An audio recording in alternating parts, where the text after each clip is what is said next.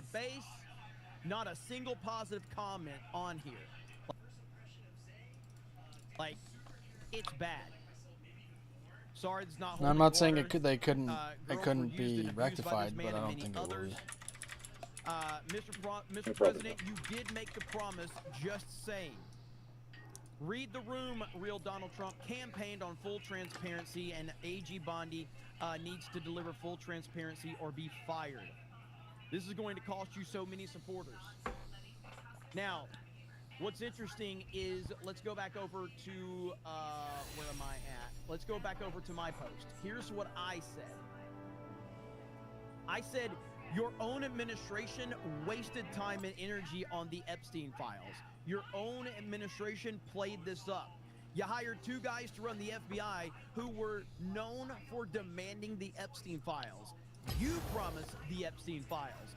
If they weren't real, why did you promise to release them? This is on you at Real Donald Trump. So at this point in time, I started to see a lot of people unfollowing me, and then I noticed some people blocking me. One person in particular that was in my comment section said this: "The boss has spoken and said to block all outrage merchants. I trust the judgment of the guy who took a bullet. Good riddance." So this guy sits when he pees, no doubt about that. All right, no doubt about it. This guy 100% sits when he pees. Pathetic loser. All right, but he's not the only one. There's more. I gotta go through my comment section and find it. There's more. So I had this one like bigger account that I have shouted out here a couple times. I just now you can shop.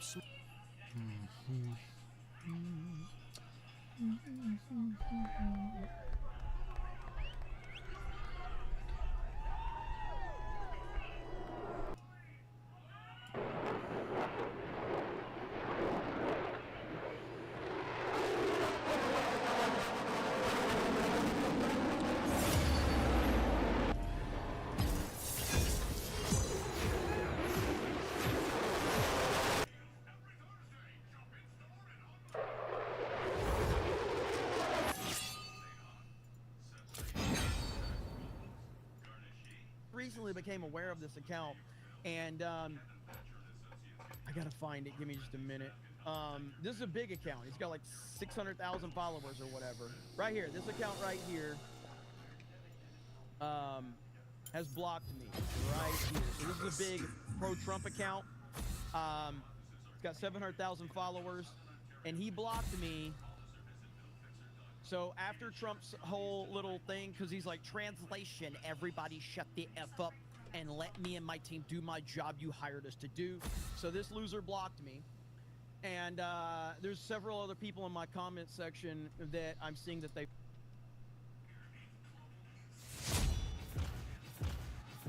blocked me as well. And so my response was pretty simple to them. I said, massive MAGA influencers are blocking me right now. As I've said on my live streams over and over again, I don't care about being in the club. Most of these people simply want access and will do whatever to get it and keep it. I've been a Trump supporter since 2016. I will continue to support him, but I'll be critical when I see fit. Never apologize. Never apologize. I said, now people finally understand why I was never interested in collaborations with people I don't know. I don't give a fuck about any of these gay influencers. I support Trump. As an actual supporter, I will be critical when I think I need to be critical, because that's what MAGA is all about. And so then I continued on, and I said, Trump is getting ratioed on True Social. Never forget the fake MAGA influencers that are blocking people like me for holding 47 accountable. Real MAGA isn't letting this go. And then I said, at the risk of getting my account in trouble, I'm going to say it because it needs to be said. Any of these MAGA influencers blocking me over this are absolute, you know what. And there we go. I had to say it. Of course, there's as with the picture. So anyway, I'll leave that. That's 100% what they are. They're pathetic losers. They are on the wrong side of this discussion. And you'll have to understand, all right, that they are not here for anything other than access. That's all they're here for. That's all they're here for. They want the access. They want to go to Mar-a-Lago. They want to be invited to the fucking White House. They want to be able to take pictures with Trump. I don't give a fuck about any of that. I've said this forever. I don't give a shit about that. Of course it would be cool. Of course it would. But I'm not going to sit there and fucking just kiss up for the sake of kissing up. Trump has done a few things I don't like, and I'll continue to call it like I see it. And you know what? That's fine. I don't need these fucking losers. I don't want these fucking losers. Like this right here. Because, Now we're going to talk a little bit about tone. Now, not only did Eddie's guitar playing completely change rock guitar in 1978, so did his tone. Guitar players had never heard a guitar sound like that before, and it really can be seen as the sort of original high gain sound. It really is that, you know, cheap. The brown sound. It's chewy, it's got low mid to it, it's got thickness, but it's got that bright upper frequencies giving.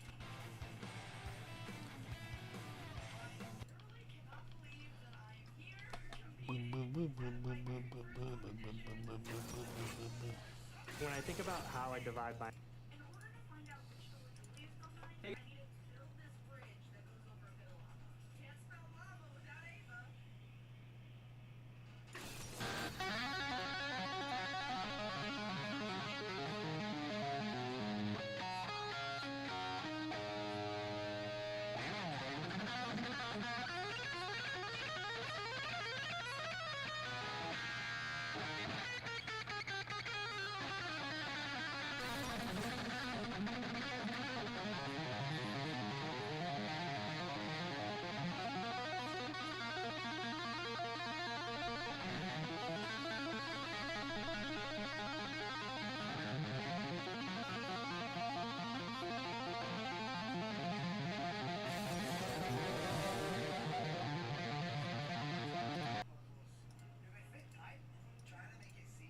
I don't need them because I got the people. Last week, in the United States of America, Cobra Cast finished #2 in the United States of America. Who the fuck is this guy that beat me? Rolu? He got $24,000 in super chats for playing Roblox? Holy fuck, if that's not a money laundering scheme, I don't know what the fuck is. Jesus. So, yeah, there's a lot. Oh, Dean Withers, that loser. Matt, this guy right here, this guy's great. I've been watching his channel a lot. He does a lot of political coverage. He's great. There's Kirsha. Hey, Geeks and Gamers is #28. Look at that. Barry Cunningham. So, good shit. Anyway, this motherfucker got $24,000. So, this motherfucker got $24,000. So, anyway, that's, if you guys now, for anybody that's accused me of bragging, for anyone accusing me of bragging, I just want to say, that's Ladies and exactly gentlemen, what I'm right? doing. It's exactly what I'm doing. So, I just wanted to clarify. If you're accusing me of bragging, that's exactly what I'm doing, okay? Exactly. So, let's see. We got River Miles says, Jeremy is most effective when streaming in his pool house chair, truck video seat, or driving a forklift. Jeremy, take note. Jeremy, take note. Hell yeah, let's fucking go. Thank you, River Miles. Whiskey Niner says, Trump needs to can that Jeb Bush version of Kamala Harris, Pam Bondi. Maybe he will. I don't know. Veronid for 20 says a lot of these supposedly abandoning Trump are lefties who think we're the same kind of stupid sheep that they are. I'm disappointed in Trump's response too, but stay the course. Absolutely.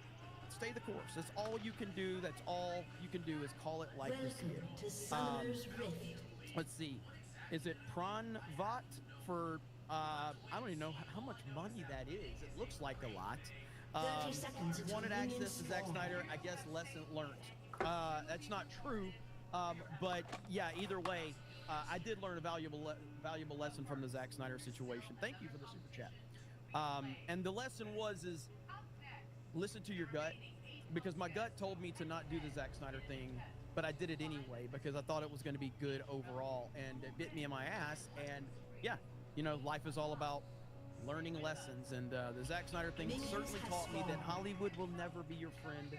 They're never going to, even if you're not even trying, even if you're trying to do something good, Hollywood will tear you up the moment that they get an opportunity. They don't give a shit about you. The same goes for these MAGA influencers.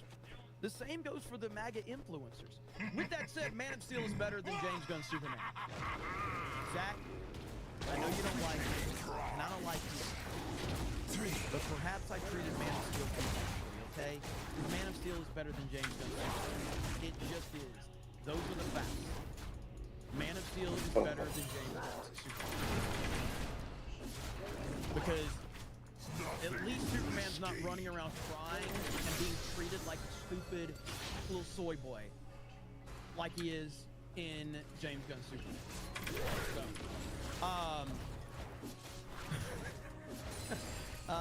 Oracle of Doom says, I have said it before, you're the only one me and my family trust to get our news info. Hail the 199, hail Cobra Commander, keep the faith, brother. Thank you.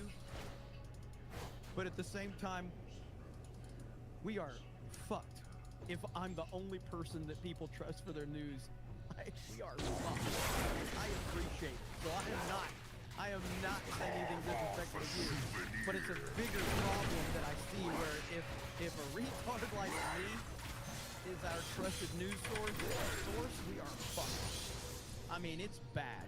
But hey, I'll take it. I'll take it. Celebrity Jeremy says, hey, it's dropping by for a couple of minutes to drop a 10 for Jeremy.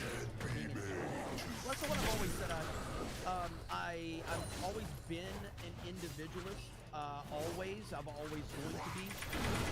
And that doesn't mean like, you know, listen. I know a lot of people are upset. I just want you to know that I am going to show you how much of an alpha male I am later, okay? Because I'm playing Mario Kart. Mario Kart will show how much of an alpha male I am. So I know a lot of the MAGA influencers are upset with me, but I'm playing Mario Kart just to show how, just showing that the alpha male mentality is still there. I haven't lost the edge. Okay, I haven't lost the edge. And if that is not enough, I might fire up Fortnite. I might fire up. Okay. So we'll see. Catch the train. Hammer of Subtlety says, for to think in cold logic, the Epstein bit will bite Trump in the midterms if he stays course. At the same time, how many people are going to believe DeSantis that say they will work to release the e-files? Oh, I'm sorry, DeSantis. Dems, I'm sorry. How many people are going to believe Dems that say they will work to release the e-files? Well, I mean, ultimately, I think it's hard to say, man, because we live in the social media world. We live in a social media world. And things change so rapidly. Like, let's not forget. By the way, I probably need to take this off screen. It's, I did say a gamer word there. So, we are only like a few weeks removed from President Trump having like one of the best speeches he's ever had. Strongest. And now here we are with MAGA in like a full. So it's really difficult to predict the future in the social media world. You know what I mean? It really is. But if he doesn't dude. correct course on how he's acting, I don't know if it's necessarily the Epstein files it's like anything else. When people say TikTok is the problem, I say TikTok is not the problem. Parenting is the problem. TikTok's not the problem. I don't think the Epstein files is necessarily the problem. It's how Trump is handling the Epstein files is the problem. The Epstein files has always been a thing. An enemy has We're 10 been years into the Trump, political movement.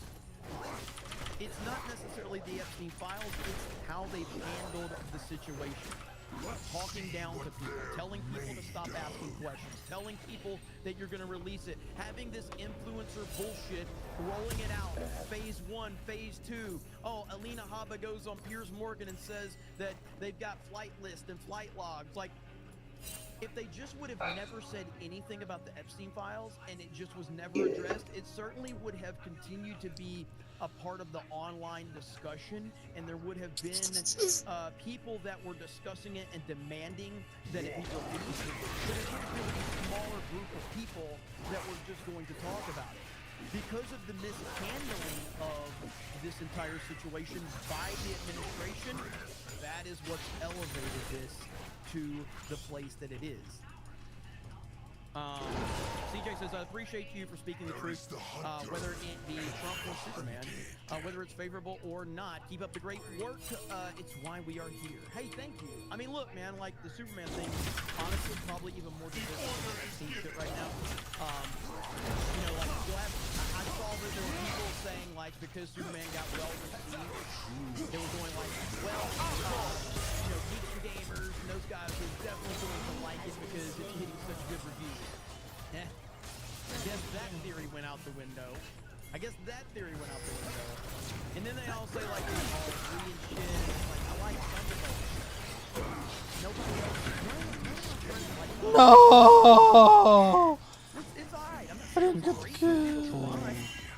Far better than this dog shit Superman movie. But if you look at the online discussion, like Rotten Tomatoes and shit like that, like it seems like a lot of people are liking enemy Superman. has been slain. I did. I didn't get the fucking keel. And all I can be is honest. So, Jeffrey Hill for 20 says, I have a lot of respect for Trump. This whole Miss Haley handling of the Epstein files is going to leave a stain. All of the good things he's done, I'm already saying that I would still vote for him again. I don't think I don't like the whole situation. I agree with you. I mean, again, as I said in my comment section when I was talking about this, somebody asked me about it, and it's like I feel like I have like there's the influencer MAGA side, which I do not consider real MAGA. I consider them fake, phony frauds who all they want is access, and they're willing to do whatever Daddy Trump says in order to get that access. And then you have the other side of the equation that they affect. Oh my god. No. I'm not going to be on that side either. So, you have to draw a line for these people that are desperate for someone to agree with them. I'm not on that side. Okay? So, go ahead. Let's just establish that dumb shit right now. All right? Just like I wasn't on the side. Trump works for Russia. Trump works for Israel. Trump works for this person. Trump works for that person. Trump works for Trump. For better or for worse, Trump works for Trump. Cosmic Cowboy says, I didn't like Pam Bondi. That's fucking horseshit, dude. Absolute horseshit. What happened to holding people accountable? Trump needs to get it together. Keep up the good work, Jeremy. Thank you. I appreciate that. Hail to you. I will say someone that I can't say that I've listened to this person a lot, but this is a very interesting point. And I think that there's something to this for sure. Let me pull this clip up. I did bookmark it a little bit earlier. It's an interesting theory. That's all I'll say. Interesting theory from is it Tim Dillon. Yeah, Tim Dillon, who I can't say I've listened to him a lot, but he did have an interesting theory on this whole Epstein situation with Trump. Let's listen to what Tim Dillon has to say. I think Trump knows they'll kill him. I think Trump knows that they'll kill him. Another piece for I my think he does. Truly, I believe he knows that. I believe he knows that the people that killed all of those people would find a way to kill him. An enemy If has this been is slain. I believe that he knows that. I believe he believes that some faction of those people tried to kill him. Already? I know. But I believe that is what he believes. I know that. I don't have any information on that.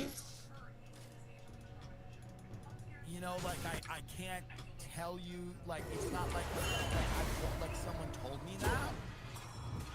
I don't know what else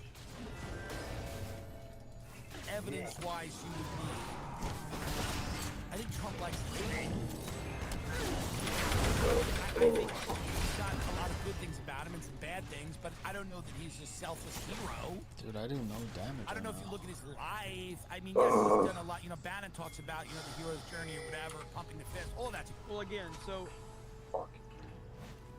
who would want to put themselves in this position? It gets lost a lot of the time because, you know, we appreciate like certain aspects of it, but like Trump had a perfect life before getting into politics. He had a perfect life. Scent of prey.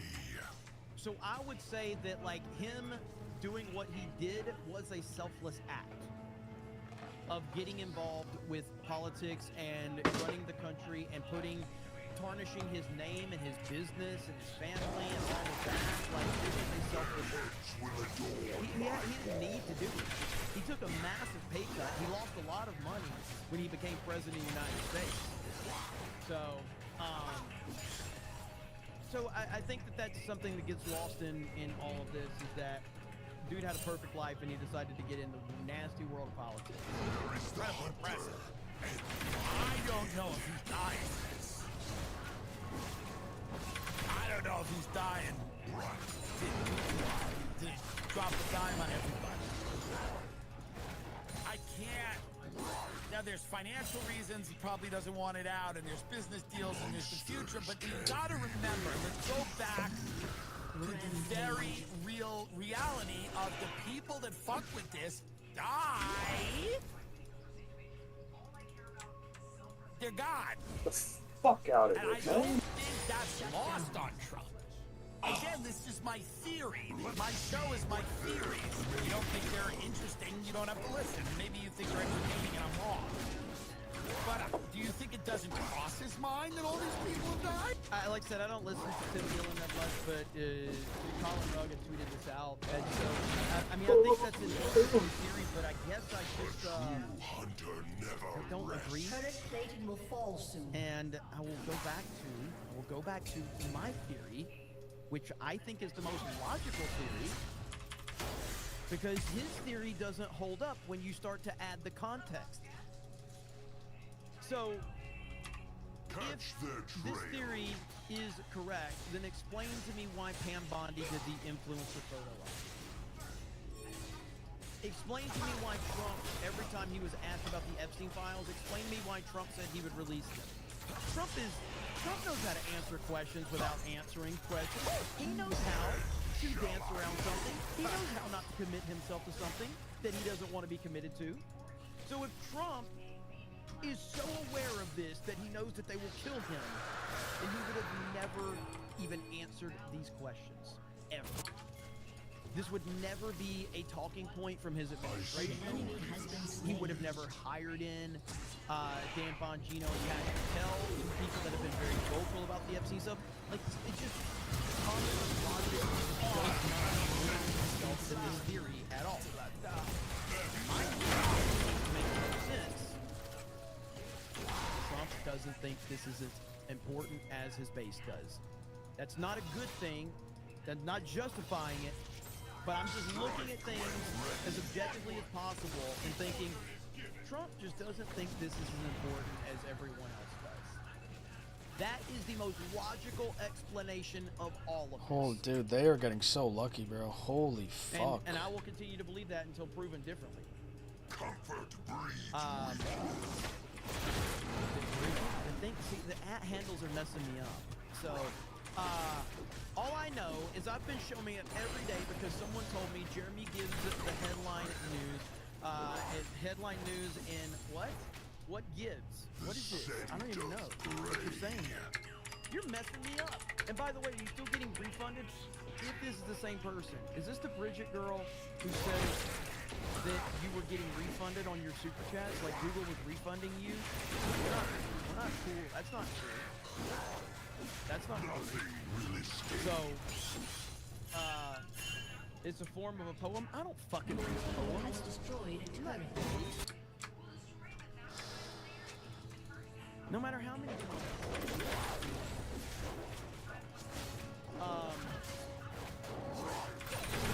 Let's see. Poem. The only poem I know is a poem when I was trying to hook up with chicks back in high school, college, whatever. Hey girl, I know a poem. And then I would read like some fucking lyrics from the song within the poem. Trump may think people are literally referring to Epstein himself. Like they want justice for his death rather than referring to Epstein. Dude, how much of a boomer moment would this be? Alright? How much of a boomer moment if Trump the whole time is thinking that people want Yeah.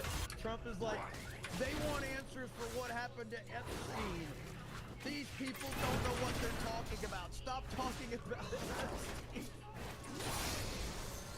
walk the killer's path. That would be sad and hilarious at the same time. But I don't think that's the case at all.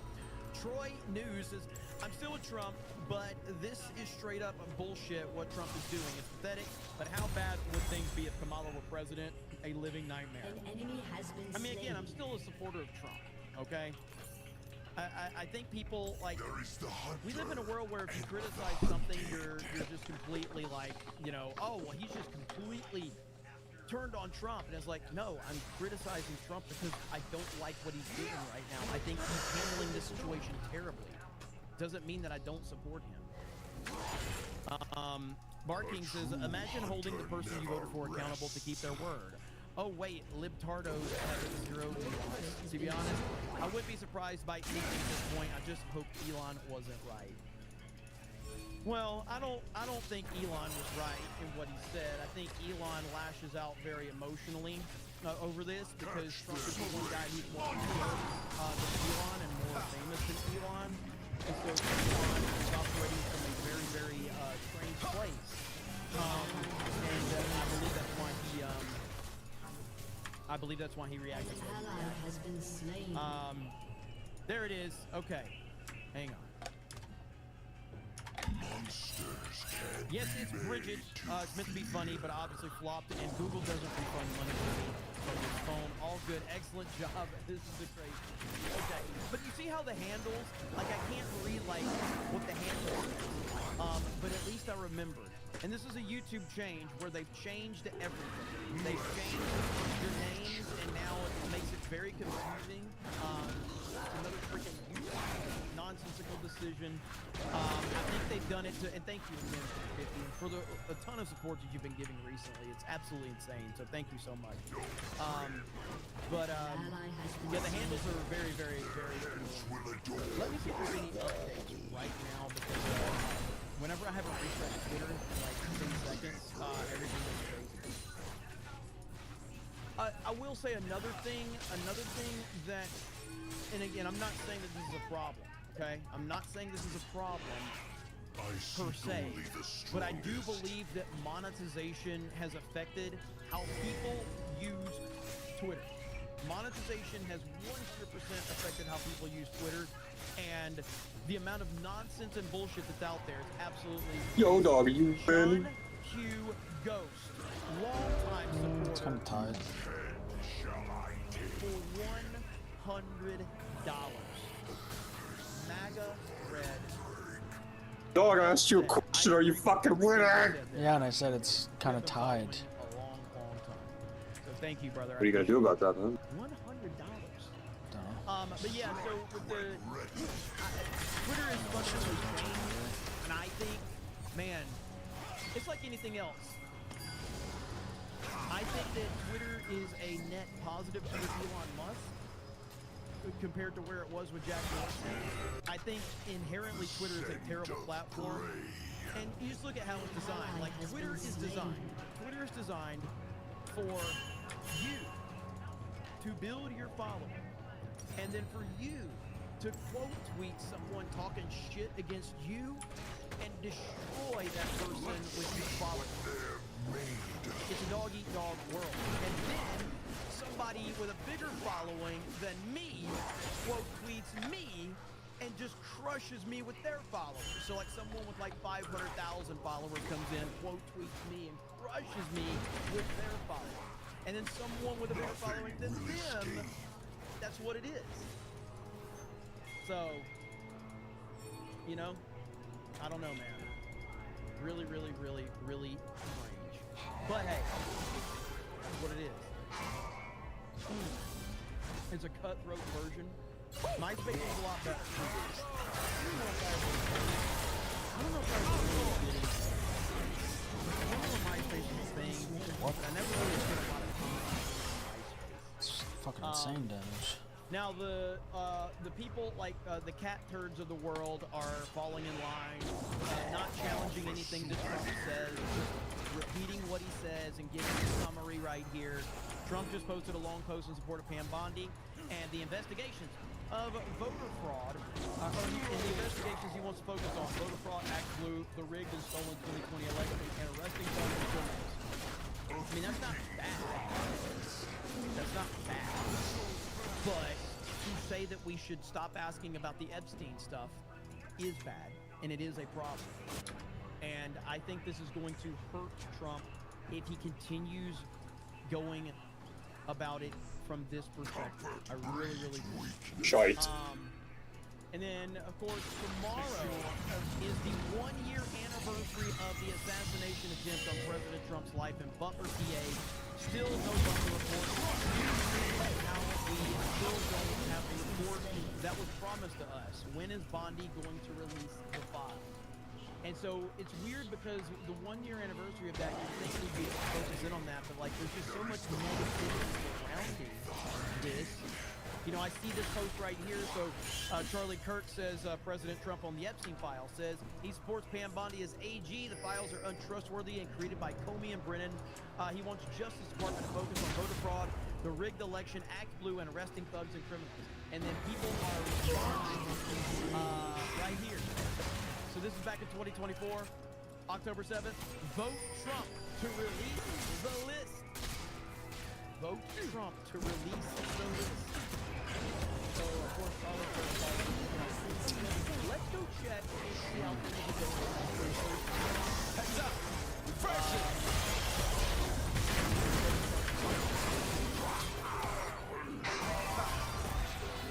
Trump is officially been ratioed on his own platform. 15.7 thousand comments to 15. Dude, I don't know why I'm doing no damage. I have 7 fucking assists. Holy Trump shit. Officially ratioed on his own platform. I don't think that's ever happened. I don't think that's ever happened. This may be a first. Trump ratioed. So don't let these fake MAGA influencers try to determine the narrative. The narrative is that Trump supporters are pissed, Trump supporters are fed up with this, and they are not having it. This is what MAGA is all about.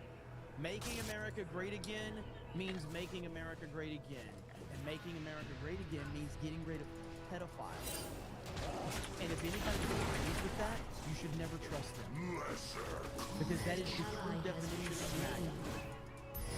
Exposing and getting rid of PDF files. Jin versus Evil Dead says we have to be loud until he takes us seriously. I agree. I agree. John Phillips, I don't know what that is. I'm not even trying to say it 'cause I'll say it wrong. Jeremy is gay.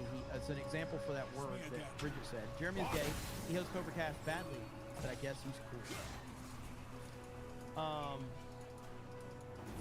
Chris says D-Day Cobra. I guess the main question now is who is he trying to protect and why would he? Again, man, I have to go back to I know it's not possible. I know it's not the answer people are giving. Alright, but I think that I have had the best, most logical response to all of this. Not the response that people wanted, I said it even before Trump's disastrous response. Is this it right here? This. On my D-Day Cobra tweet. What the fuck is he doing? Here we go.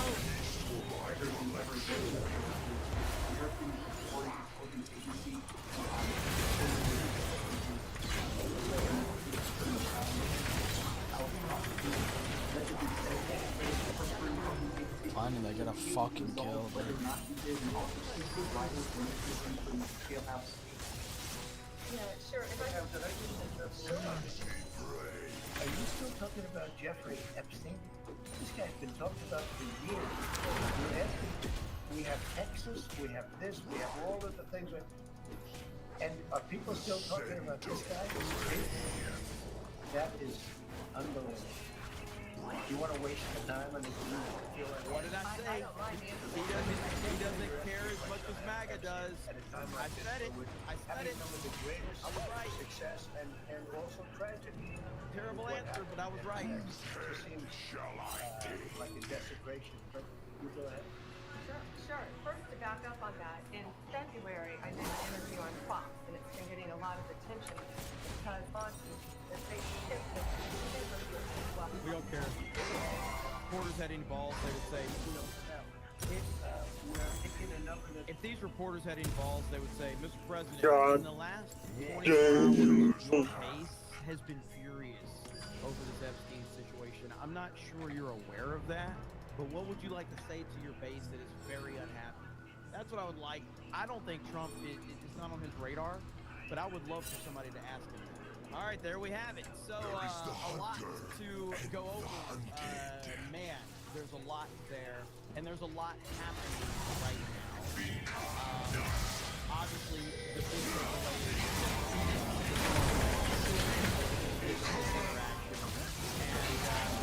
This guy, can someone engage, bro?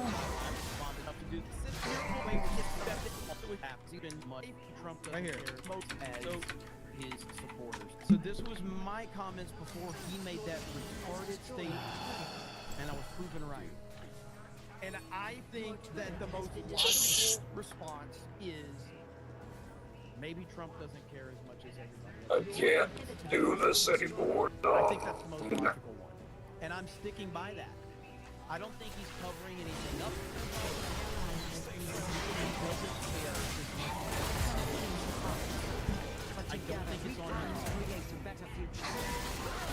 That is my logical, level-headed take. That's not a good thing, by the way. I don't think that's a positive. But I think that that's where it's at. So, you're delusional, bro. I'm sorry I didn't give you the answers that you were hoping that I did. I guess you were hoping I was almost there. I guess you were thinking he's almost where we needed to be. But I'm glad you have information that no one else has. I operate in the world of logic and common sense. You can sit there and have whatever theories you want. But I'm just giving you what my theory is. And if you're the one watching me, who's retarded now? Who's retarded now? If you're watching me, that makes you slightly more retarded than me. But we're all retarded, so it's okay.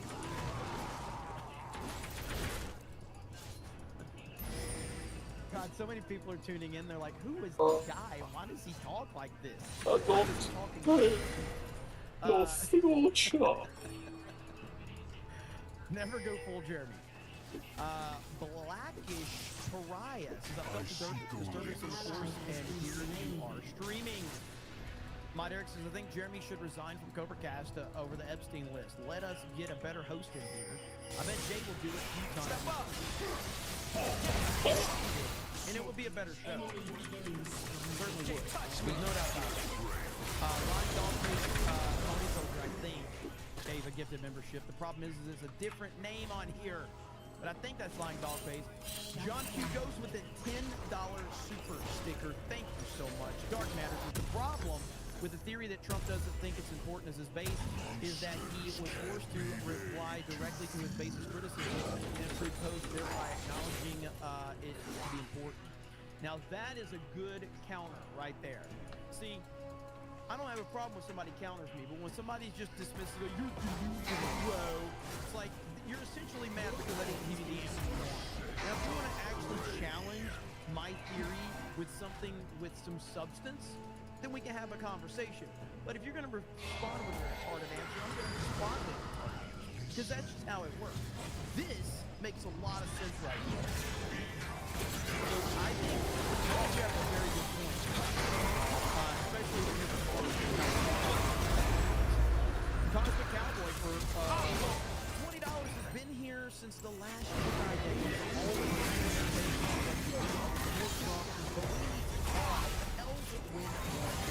He always will be better than what could have been with Kamala. I mean, there's no doubt about that. I mean, I feel like that is like, I feel that the comment of, I feel like just, and I know you don't mean anything by it, and a lot of people say it, like, I feel like people are just saying, well, he's still better than Kamala. Your turret I think that gives more credibility to Kamala than anything, because Kamala Harris is truly, truly maybe the single most retarded person that we have ever seen run for the highest office. I mean, she is a fucking retard. Like, holy fucking dumb as fuck. And so, like, I mean, I don't think it's like, I think 3-day-old dog shit would have been better than Kamala Harris. Because the positives are, while dog shit and Kamala probably smell the same, at least dog shit doesn't have that fucking cackle, okay? So there's where it weighs itself out, where at least the dog shit doesn't have that cackle that we have here. So she was a terrible candidate, man. Like, absolute, the definition of a DEI hire. The definition, like, she's the poster child for DEI hire. Let's see. Chef Nick Near. Unpopular opinion, but covering up kid stuff. No, I agree. Robot Boot says a retardation comes with a price, $1.99. Old Salty Dog says you act like you know there it is in the file, but you actually don't know a damn thing. You just think. Why doesn't he all, bro? Me? Makes no sense. I mean, I'm only going on what by people that are running the fucking FBI. That's Trump's administration. It's not about what I know, it's about people that are running the FBI now that told us that those files were at the FBI. Donald Trump himself said, I will release the Epstein files. Donald Trump's own attorney general rolled out the Epstein files, and Alina Habba said there's disgusting and horrible things in their possession from what those files say. These are facts. So it's not about me thinking I know. I've said what the administration has said. Period. Ace Liberty says, while this is a miss for the Trump administration, I'm not a single issue voter. Me either. I still support Trump, and there is plenty of good happening right now. Agreed. Which is why he should have never sent that True Social post out. Because that True Social post only makes it worse.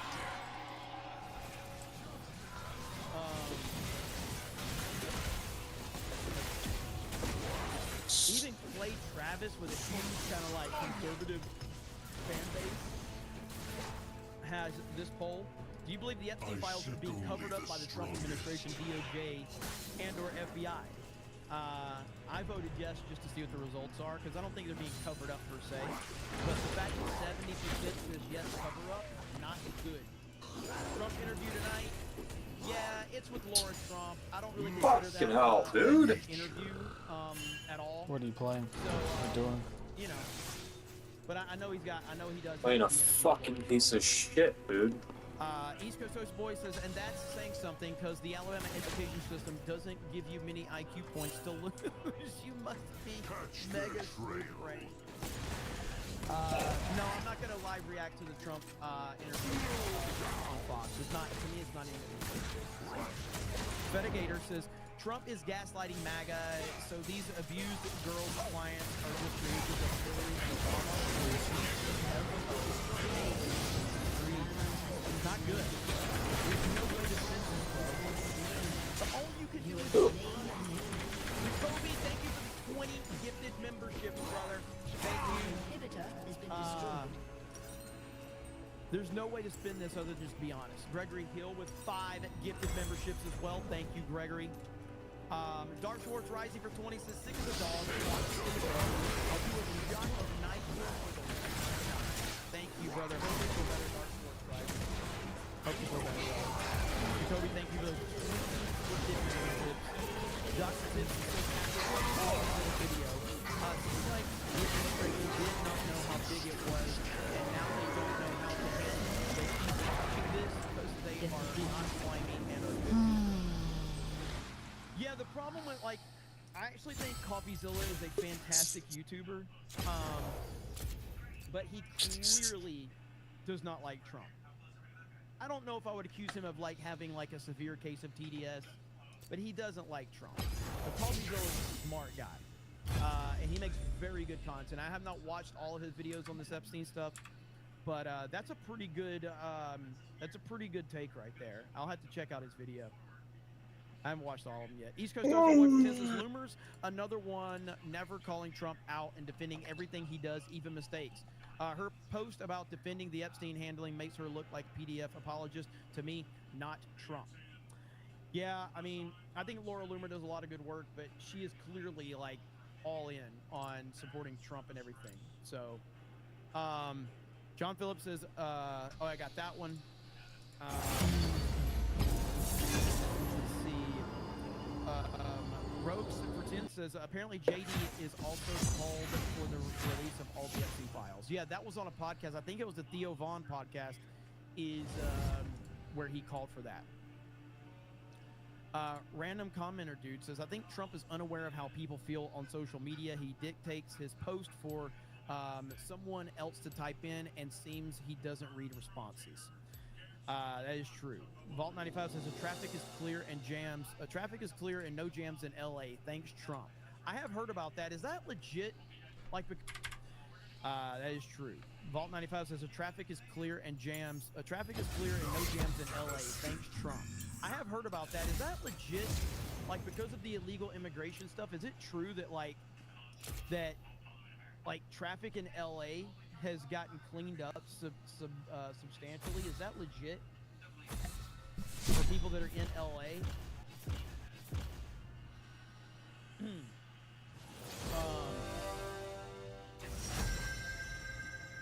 Let me see. Hang on just a minute.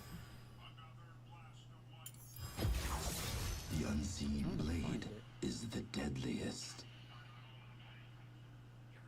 I saw a comment I'm trying to find. I can't find it now.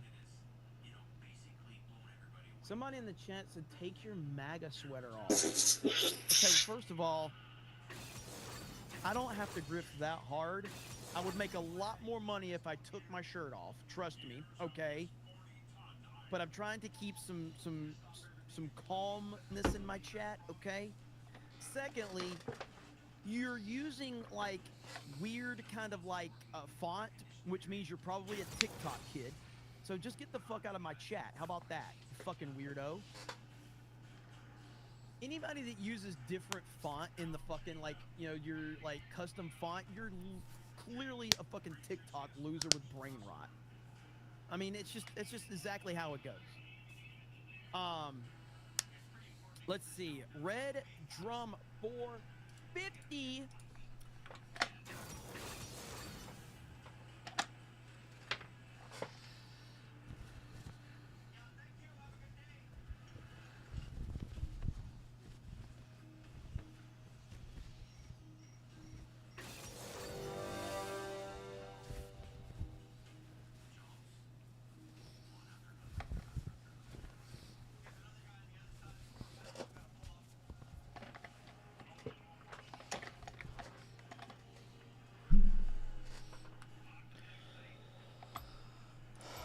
Hail the 199. Thank you, Jeremy, for this platform. It's nice to know there are some people that will continue to hold to their beliefs no matter what the situation, even if... No, it's just unfair. I'm leading, he wants to pass, he pushed me, I push him back, and after he pushed me off the track. It's not fair, eh? Thank you, Max. What's happened with Max? Nothing, just an incident on the race. No, it's just unfair. You think that The Dark Knight Rises is better than Man of Steel. Well, I appreciate it. Listen, I am not going to sit here and claim that I'm like a principled individual or some shit like that. But because principled individuals are libertarians, and the reason we know that is because they constantly fucking tell us that they're principled. I am not principled, I'm retarded. But I am consistent in my retardation, and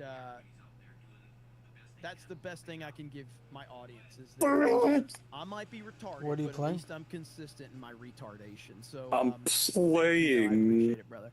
dog. What? Eric I'm said, playing YouTube, dog. I looked at Nice, traffic to LAX. It's clear all in LA. That is crazy, man. That's crazy. What a quote. Yes, what a quote. You know why I'm fucking losing my shite? That fucking weirdo says that they're more country than me. Joke's on you. My parents are brother and sister. What do you have to say about that? Because I Nobody's keep more seeing country than videos me. of couples, dog. What you got to say about that? Huh? Who's retarded now? How do you react, dog? Solo Felix, thank you for the 99-cent super sticker. Thank you, Red Drum, for that I 50. actually Appreciate it. Let's see.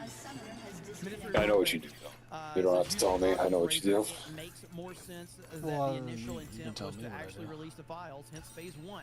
Then something So you turn off the computer. So when you see videos of couples, you turn off the computer, you go up to your room, you close the door, you go into the corner, crouch down, and you start crying. Than any other theory. Very well. Pretty close, right? Very well said. 30 seconds until I minions appreciate spawn. Couldn't that. have been Very well closer, I said. guess. Intentions could have been good in the beginning, and now it's like, yeah, but That or this you whole thing just is fucking very strange, jerk man. And off, again, I don't Trump know. just keeps making it worse. Trump just keeps making it worse. That's the problem. Eric says, people forget California has the most conservatives in the nation, just a corrupt Democratic. You try to and jerk off the pain out of your system, dog. runs the state. Alex Jones says, if Epstein files, if no Epstein files, Huh? free I Ghislaine don't really think Maxwell. it takes pain away. Mike Hill says Trump threatened to revoke Rosie O'Donnell's citizenship. A Let's summoner fucking has go. reconnected. Yeah, I saw that. And the problem is like, Dog, why are you?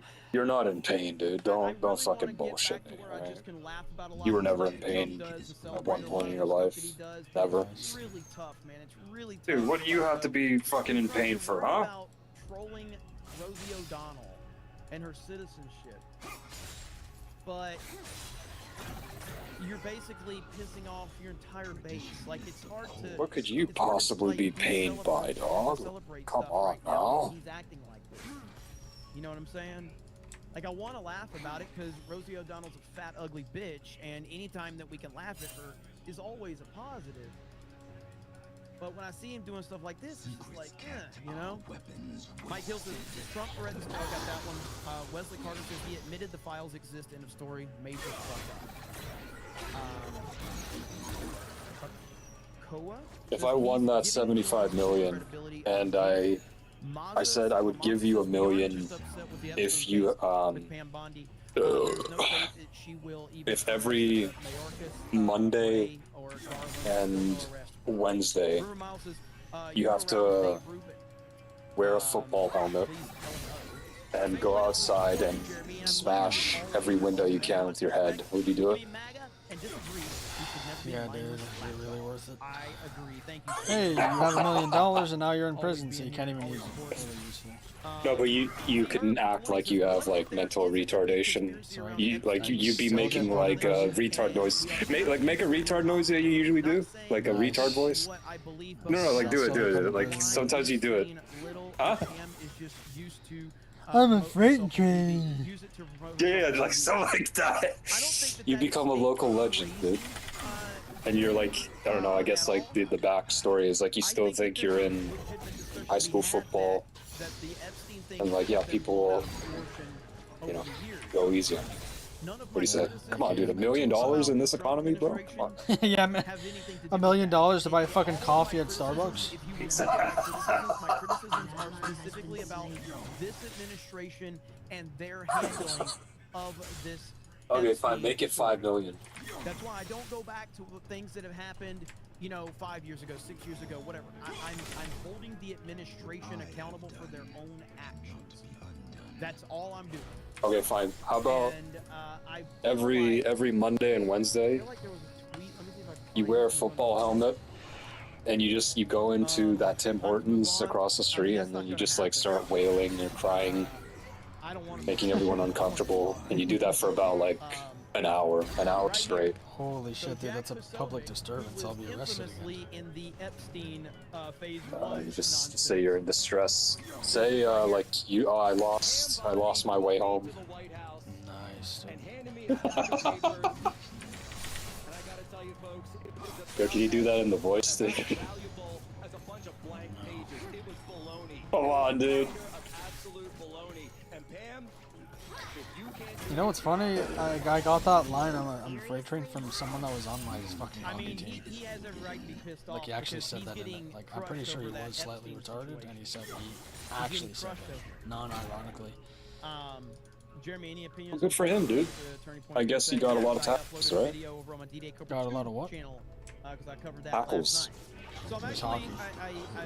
Or whatever, checks. You couldn't hit. I don't know, man. Oh wow. So what the fuck is he calling himself the freight train for? I guess he is retarded, dude. What the fuck? No, he actually was. Like, that voice, he actually sounded like and that. So, yeah. I think Pasobic's a good follow on Twitter, but he's kind of a pussy. Because, yeah, it was Tulsa King over the fucking... He was good, though. Like, he's probably a better skater than me, so... Like, what the fuck are we doing, man? Oh. So, very weird behavior. But he is a good follow. He has a lot of good information. Guys. But him blocking me What was the worst loss you had? is weird. At TCI or the other, or Pee Wee hockey? Fucking hockey team, dude. Our worst loss was probably 10-0. Our best loss was probably 11-1. Because we actually scored that game. And we also got Cash Patel tweeted out. Losing Bro, that bad that was must fun. be so embarrassing. No, losing that bad is fucking fun. That he was going to be stepping down as FBI director, and he said Like, so no for, bullshit, dude. 100% untrue. When down. Shane Bourne So Cash scored Patel our only but we goal when also we have got Mitchell reports fucking that Dan Bongino, Mitchell Lee on the team and got into Michael Redmond, a only person that scored a argument goal. Dude, that was with, hilarious. I believe it was Susie Wiles. Wow. Trump's chief of staff. You all started laughing when he scored? I think. I did. I don't know if they did. Didn't know it was the coach. Who was the coach? Smith and Sim. Did they ever laugh? Because you guys were so bad. I think so. Meeting about the Epstein case, then walked out and later considered resigning, according to Fox News. Sounds like fun, dude. If he got into it with Susie Wiles, that is not the person to fight with, because that is essentially the person that runs Trump's entire staff. So, yeah. Susie Wiles is like, Trump listens to everything Susie Wiles says. Oh. So, I don't know. We'll see. See what happens. So much drama. The people who have that like fucking to say the least. that thing where like they just like I don't know piss and shit into like a bag, and then they just like flush the bag or whatever. Are they able to just like hold their piss forever without like any like sensation? So time will tell if that actually is proven true or not. I've never heard of that. Well, let's see. All right. Whatever. Now again, I want to go back to this right here. So this is how crazy the story is getting, and I played this clip the other day. Jeffrey Epstein's brother, Mark Epstein, says Trump is refusing to release the files because he's behind the you-know-what of Jeffrey Epstein in order to silence him. Like, we have reached, this story has reached places that this is absolutely crazy. Absolutely crazy. There's a lot of information. People who take the time to really investigate this thoroughly all come to the pretty much conclusion that maybe Trump was behind this. Wow. Maybe Jeff was killed to quiet him. You think President Trump has something to do with Epstein, with your brother being killed? I wouldn't write that off. Because if you look at all of the evidence we have and all of the facts, not opinions, and all of the facts, that wouldn't be something I would dismiss. And Piers is going to say it. There's literally no evidence whatsoever to support this insane claim. But wait till you hear Mark Epstein's response to Piers. I mean, that's an extraordinary thing to say, but there is zero evidence that Donald Trump had anything to do with your brother's death. Seriously? Well, somebody did. That's sick. Well, somebody did. Wait a minute, what? So, he's like, okay, well, there's no evidence to support President Trump had anything to do. He goes, well, somebody did. Has been slain. What a wild theory. So, again, unfortunately, this is not going away. To be clear, I don't really like that this is a big, like, I don't want to talk about this every day, but I can't avoid it because Trump keeps addressing it in the worst way possible. Trump keeps doing this. Trump has brought this. Trump is the reason that people are freaking out over this right now. It's all on Trump. That's just the bottom line. There's no other way to spin it. Quelndar over on Streamlabs. Are you ready, ladies and gentlemen? Are you ready? Quelndar just dropped a proper 199 over on Streamlabs and says, always go full Jeremy, hail the 199. When a proper 199 gets dropped on this stream, we celebrate in the most American way possible with jiggle physics. Thank you, Quelndar, for the proper 199. We like proper 199s, and we like boobs. Shadows. Boobs are good. Should I do it? Richmond is a fucking masterpiece. Have to imagine this is absolutely the first time. And hey, he deserves it. Phil McCracken says, can you add a bundle of sticks emoji? Maybe we can do An that. ally has been slain.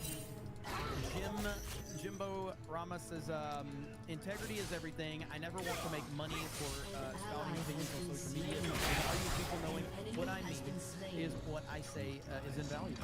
Agreed. Monza says, Jeremy went from working for subs for Geeks and Gamers content house to being the biggest political meme streamer. Yeah, retarded. It makes no sense. Mola Ram says, Zack Snyder bit your ass. What? I have done. Is that what you were saying there? Zack Snyder got very, very angry with me. Now, Geeks and Gamers is essentially he denounced us as a hate. Because, you know, we're all pretty toxic. But yeah, that's, how long ago was that? Like, how many years ago was that shit now? Does anybody remember? I don't even remember how long. 3 years ago, maybe? You do hate his movies, though. Well, I don't like his DC movies. Well, I don't like his DC EU movies. Let me clarify. I'm trying to, 4 years ago? Actually, it's like 5 years ago, right? It was whenever the fucking Snyder Cut was released, whenever that was. Anyway, I like Dawn of the Dead from Zack Snyder. I think Zack Snyder's Watchmen is a fucking masterpiece. And I don't really like any of his other movies, though. But I really like Watchmen, and I really like I think both of those are very good. And I don't hate Man of Steel as much as I used to. I've loosened up a little bit of the hate for Man of Steel after watching James Gunn's Superman. So that's where I'm at. James Gunn's Superman definitely made me appreciate Man of Steel a little more. So I kind of feel like, you know how, like, I was always a prequel defender, Star Wars prequels, I was always a prequel defender, but a lot of people that hated the prequels, after the sequels came out, they basically looked at the prequels and they said, perhaps I treated you too harshly. Maybe they weren't as bad as I remember, because the sequels were so bad. I never really understood that, because I've always loved the prequels. But I'm experiencing that with James Gunn's Superman, with Man of Steel, where I'm looking back and going, maybe Man of Steel isn't that bad. It's still got problems with Man of Steel, but the first hour of Man of Steel minus the Pa Kent scene is pretty fantastic. Saratoga says, am I reading Trump's post right that he said Obama, Hillary, and others effectively treated the Epstein files as votes? If so, why did he say that? Yeah, I think Trump is, I think he's a little misguided. I do. Olympian Products says Trump's whole Epstein is nothing burger art. It's ridiculous. I don't know what's going through his mind, but he's not doing himself any favors. He's not. Well, my God, speaking of dragon rights, man, it's too hard. I need to make videos for Geeks and Gamers. I haven't made a video for the main channel in months. Johnny Biscuit says, you, Turley, and Liberal Hive Mind are all I live. Appreciate that. Hashtag Proton says, I'm fat, ugly, and kind of retarded. So that means I've got a chance with Krista. Don't let a retard down. Hey, shoot your shot, brother. Let's see. Is it Superroid? Says, Jeremy, it's becoming extremely difficult still giving the benefit of the doubt to Trump with his frequent dismissal of the Epstein death and connection. I understand that. I mean, it's not difficult for me to give Trump the benefit of the doubt because Trump has done so much good. This is a bad move, and it's a bad look for him. But it doesn't discredit the incredible amount of good that Donald Trump has done. He has done an incredible amount. An incredible amount. Alan Tenacity says, what did the pirate say when the helm got caught in his crotch? It's driving me nuts. What's up, Tenacity? Good to see you here. I don't know what your name is, Killer something. Says that Trump might not release it so he can use it as blackmail on the Democrats. Yeah, I don't buy that theory. I don't buy that theory at all. Shorty Short says, I like Thunderbolts too. Q is my favorite actress. I like Thunderbolts. I only saw it the one time. It was fine. Celebrity Jeremy says, I've never faced news predictions on this.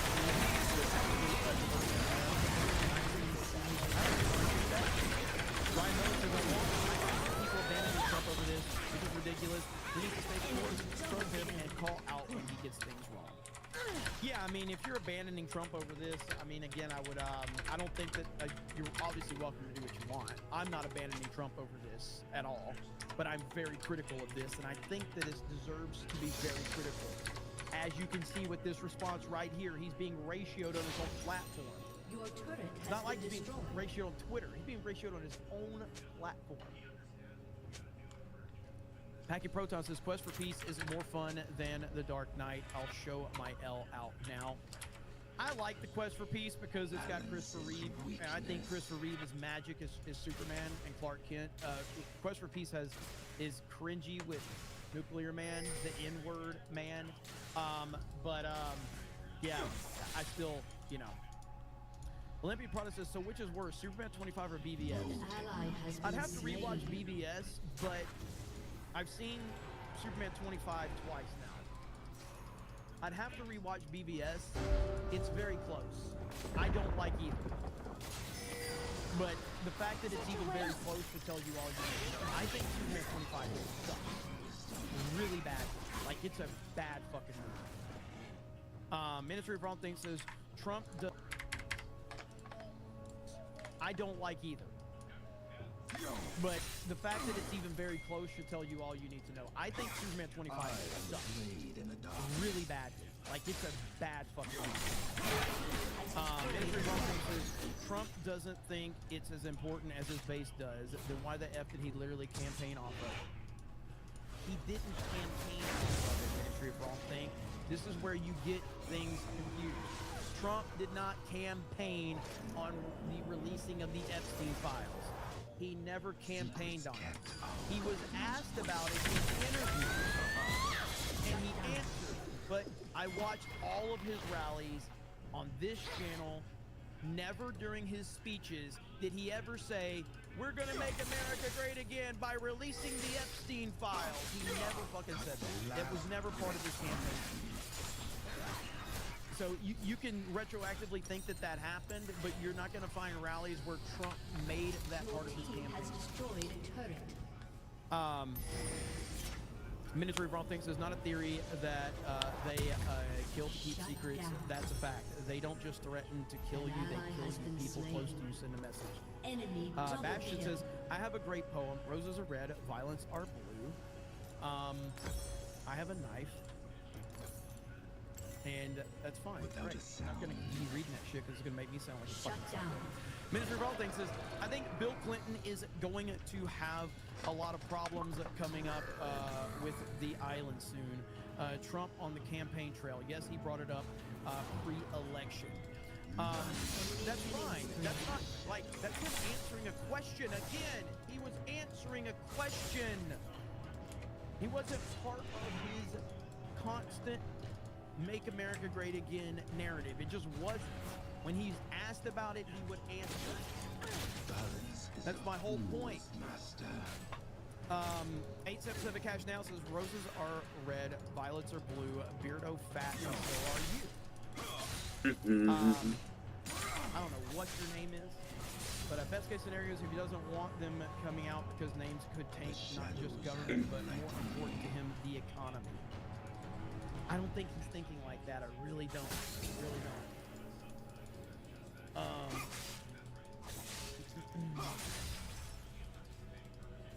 Crazy that Jeremy knows more than most Trump supporters. Trump never made the claim. Patel, Bongino, and others in his cabinet did to get voted in.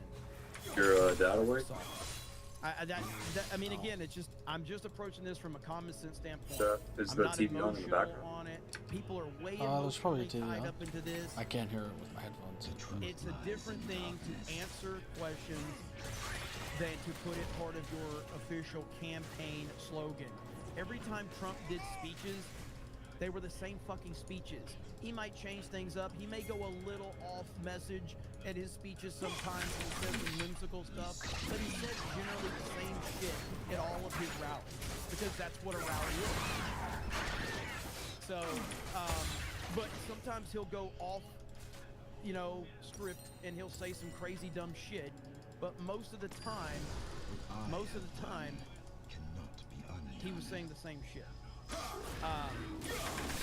Steelstorm Gaming says, if Trump actually releases the file, then the evil law has nothing to lose on everyone who cares about potentially. Phil McCracken says, when money is involved, most people lose integrity. I mean, I lost mine a long time ago. To you know, YouTube super chats, man. Lost my integrity a long time ago. I mean, look.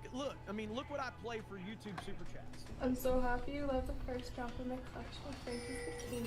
With more dreamy pieces coming our way, so tap to sign up for early access so you can get more information. I mean, an enemy has been slain. Just saying. Solo Felix says, how about arresting high-level criminal PDF files? I mean, I'm in support of that. Shorty Short says, Trump's reaction to the Epstein reminds me of Clinton's reaction to Benghazi. Ooh, that's a good. You know what? I don't disagree with that at all. Hang on, we gotta play that. That is very, very accurate.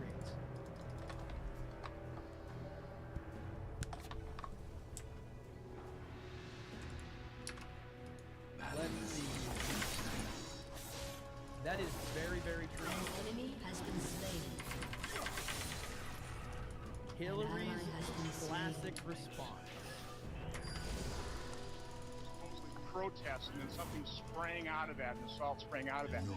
That was easily ascertained that was not the fact. But and the American people could have known that within days, and they didn't know that. With all due respect, the fact is we had 4 dead Americans. Was it because of that protest? Was it because of guys out for a walk one night decided to go kill some Americans? What difference at this point does it make?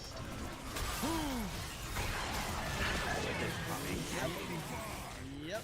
So, same energy right there. Same energy. Trump's got to fix this shit, man. Let's see.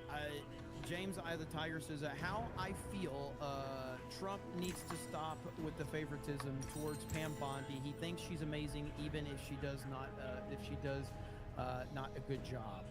He does it with a lot of his people. Let's see. Ziggy says retardception. Spartan says Tom Holman ripped a heckler a new butthole at Turning Point. He is the GOAT. He is the GOAT. He absolutely is.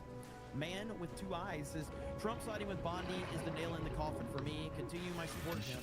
I'm of course America first. Still would vote for JD, but Trump tarnished all the good he has done by lying, in my opinion. Yeah, I mean, I disagree with you on that, but I do understand where you're coming from. Garfield's Bizarre Adventure says, when it's a bunch of blacks, it's a game, and it's a bunch of Italians, it's mafia, it's a bunch of Mexicans, it's cartels, and it's a bunch of Jews, it's Flintstones. Yes, I know Garfield's Bizarre Adventure, you don't like the Jews, you make that very clear all the time, and apparently you're not allowed to talk about the Jews. Yet, people like Ian Carroll have like 10 times the followers I'll ever have. But you're not supposed to talk about it. So then how did Ian Carroll get like fucking millions of followers if you're not allowed to talk about it? It's amazing. You can't talk about him, guys. Yet Ian Carroll gained like millions of followers by talking about him. And he has a YouTube channel and a Twitter account. And he makes a lot more money than I do. But you can't talk about him, guys. It's such a fucking retarded, fucking stupid take. You can't talk about him, yet everybody fucking talks about him. Except for the people that we don't see talking about him, therefore don't see talking about him. So, I mean, I would love to have Ian Carroll's followers and his money. I'd love it. But apparently you're not allowed to talk about him. Even though he built his entire fucking following, millions of followers, off talking about him. But you're not allowed to talk about him. It's the most retarded fucking thing I've ever heard. And then when some retard like me, who doesn't even follow this shit, gets accused of working for the fucking Israeli government, you know you fucking lost the plot at that point. And then you get mad when you find out how retarded I am. You go, you're so retarded you had to Google what this meant? I'm like, yes, motherfucker. You accused a retard from Alabama of working for the Israeli government. And then when you found out how retarded I was, you got mad that I was retarded. But if I'm retarded, you gotta be really retarded for accusing me of working for them. So who's retarded now? Zypher says, read the Talmud and you will understand why people think Epstein was funded by Netflix, Yahoo, and Israel. It explains why there's non-Jewish people and children. Yeah, I don't care. And that's the whole thing. Like, I know you guys want me to care about the Israeli fucking bullshit. I don't, and I'm never going to. And so I know you get, every time that I start criticizing Trump, you're like, Jeremy's almost there, boys. No, I'm not. And I'm never going to get there. So give it up. You lost your chance when you retards accused me of working for the fucking Israeli government. At that point, you lost the ability for me to ever take you seriously. Ever. It's unbelievable. But I will continue to make fun of Netflix Yahoo. And I don't like it. AOE23 says, it's not an insult, but you are like a southern Asmongold. I love you both. I like Asmon. I like Asmon. I like watching his content. And Asmongold is kind of like, he's replaced a lot of, he's replaced the mainstream media for a lot of people. And he talks to the everyday person in a way that, you know, that relates to people, and he's got such influence right now, and it drives people crazy. And people question it because they're like, how does a guy who literally has roaches in his house, how does he have this type of impact? And it's like, because you don't understand how the internet works. You don't understand how the internet. John freaking Murdoch for 50. Come on, fucking kill him. Nice, that's fucking movie. What's going on? What's going on? Movie. Corn Sweat wasn't bad, but I still like Havel better. Well, I'm glad you liked it. I'm glad you liked it. I did not, but I'm glad you did. And like Kata liked it. I'm dead. I'm fucking dead, brother. Like Yellow Flash liked it. Yellow Flash liked it. And then like, you know, it's been crazy. Like online right now, man. It's wild. The fuck? I know, man. I'm almost Dude, how the there. fuck did you get? I want these motherfuckers to know, like, I'm never getting there. Wherever you think that I need to go, I'm not going there. All right? And the more that you bring up Israel and all this shit, the less I get. The less I get. The more you guys talk about it, the less I get. I will talk about shit like when Tucker called out Israel and you know, Turning Point. I thought that was interesting, mainly because Tucker's never accused me of being part of the fucking Israeli government. You know, when Megyn Kelly brought it up, Charlie Kirk, I thought that was interesting. But the rabbit holes of these fucking people, they're constantly like, Jeremy, you just don't know. And I'm like, no, I don't. Because I've been spending the last decade playing fucking video games and making Brie Larson videos.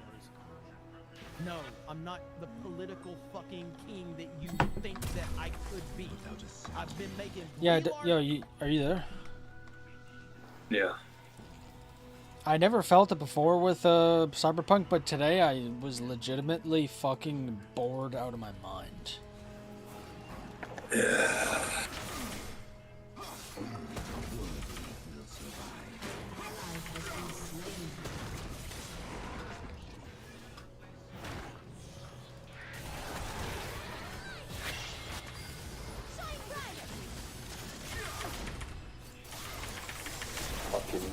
Piece of shit, can't play fucking Mass Effect, you can't play fucking Dead Space, can't fucking play anything. Fucking piece of shit.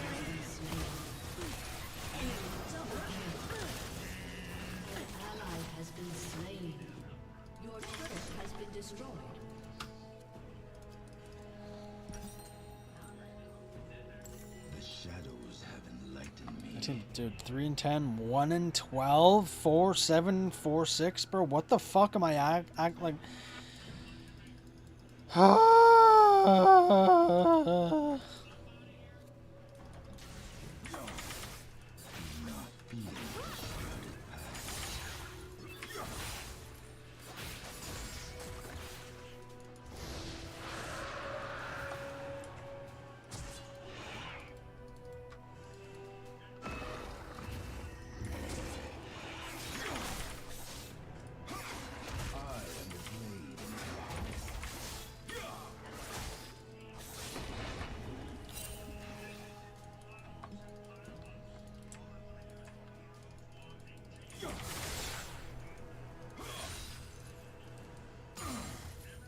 truth lies in darkness.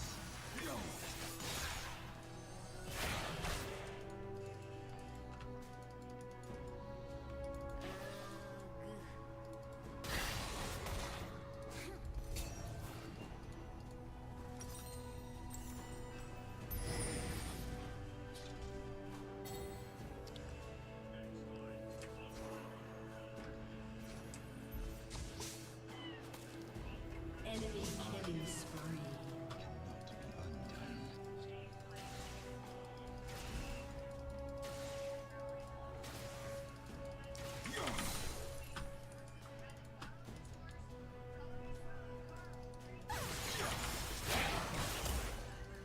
Brave the shadows, find the truth.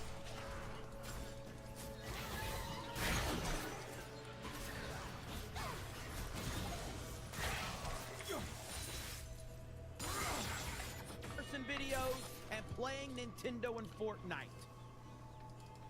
Don't have high expectations for me. Solid Snakes is the next person who says he's almost there. Did I play Halo 3? Did I play Halo 3? Did I play? Of course I played Halo 3, one of the greatest video games ever made. We will never have gaming at the point it was. When did Halo 3 come out? 2007? Am I right about that? 2007? Halo 3? 2007 was like one of the greatest years of gaming. Halo 3, I think, was wait, no, was it 2000? I don't remember. 2007? 2007. Yeah, same year I think Mario Galaxy came out, right? But yeah, Halo 3, the peak of Halo 3 was, I don't know, man. If you weren't there, you will never understand how big Halo 3 was and how big Call of Duty was. You were literally judged on your KD in Call of Duty. Like, that's how you were judged. You know, now you're judged on like the follower count and all that bullshit. Back then, you would get played based on your KD ratio. Girls were just lining up for you if you had a good KD back then, man. That's just how it was. If you had a good KD, all the ladies were after you, man. That's how you got played back. Max with BT says, where my briefs at? Thank you. Dude, can you hear me? Yeah. Can you hear me? Yes. I know, that's the meme. The reason that's a meme is I can because say that back the then, first time I asked. Is this shit?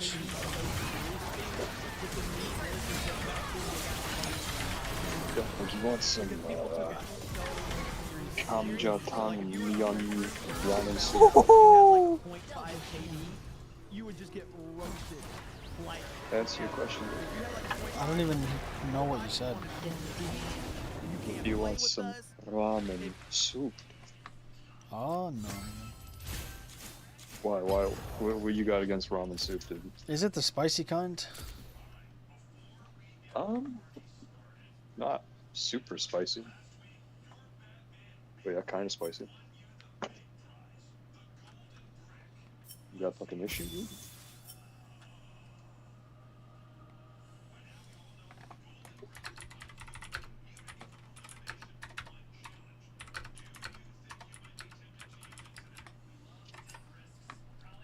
Bro, this guy got...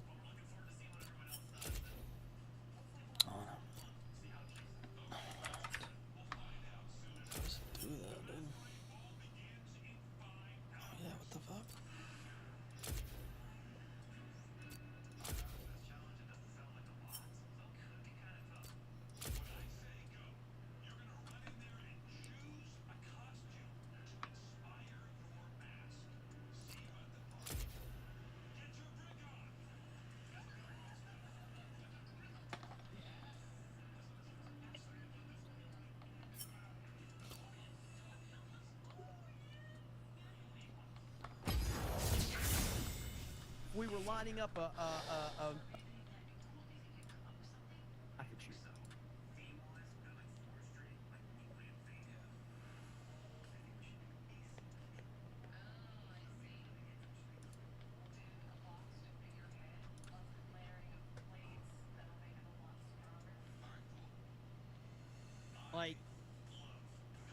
Cat Turd has so many things that are like that make him look stupid that he said about Elon. So when Elon was all pro MAGA, he was like, "Oh yeah, Elon, man." And then when Elon turned on Trump, he's like, "Oh fuck Elon, like, because that's how the internet works." So for you to sit there from a moral superiority standpoint and say like, "Let's see how things look from a year from now," and it's like you do the same. I would say I wouldn't say what I.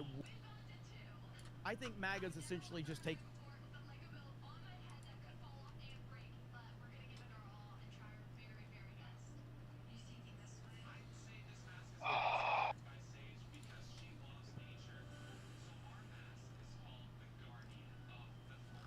If we were able to go to another planet, would you go?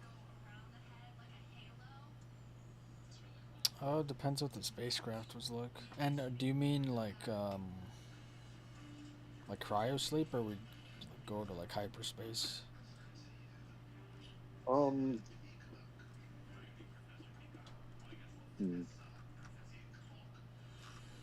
Let me think about that.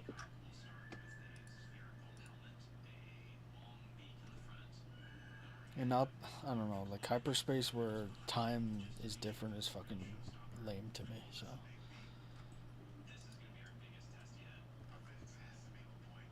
I'd say either way, it's a one-way journey.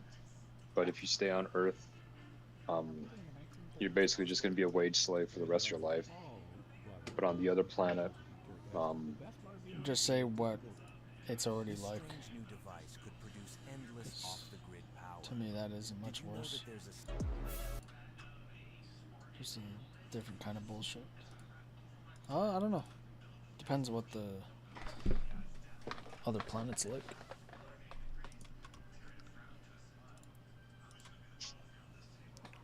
the other planet is mainly just forests. It kind of hasn't really like been like you're just beginning the settlements there. But like you still have the technology coming in from Earth there, so you just kind of have to establish bases there, that sort of thing. But yeah, like there's a lot of land. So obviously, there's going to be different wildlife over there. What year is it? Is it current year? Or... Sorry? Like, is it current year or is it in the future? Well, I don't know how we would get to the other planet if it was only current year.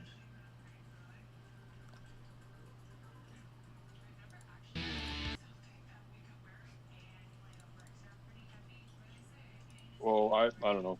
You decide for each scenario. Current year or future, whatever you have in your mind.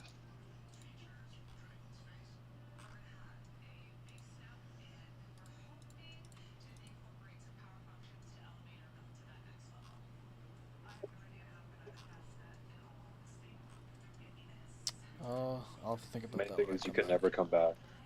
Hold on, I'll be back. Are we going out for dinner tomorrow, or are we doing dinner at home? Probably.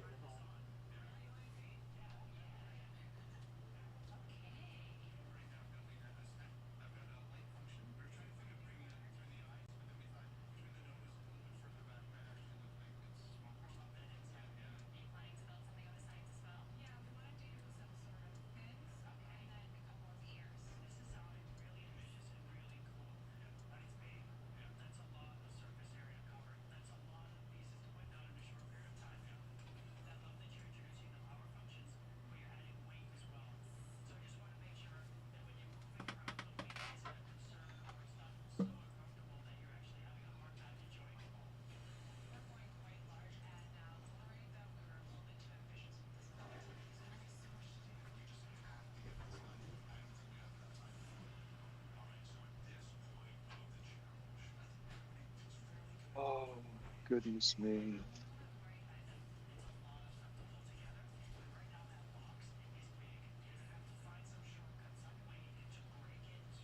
Don't have anyone. I don't have anyone. I don't know why I was born if I'm gonna die young.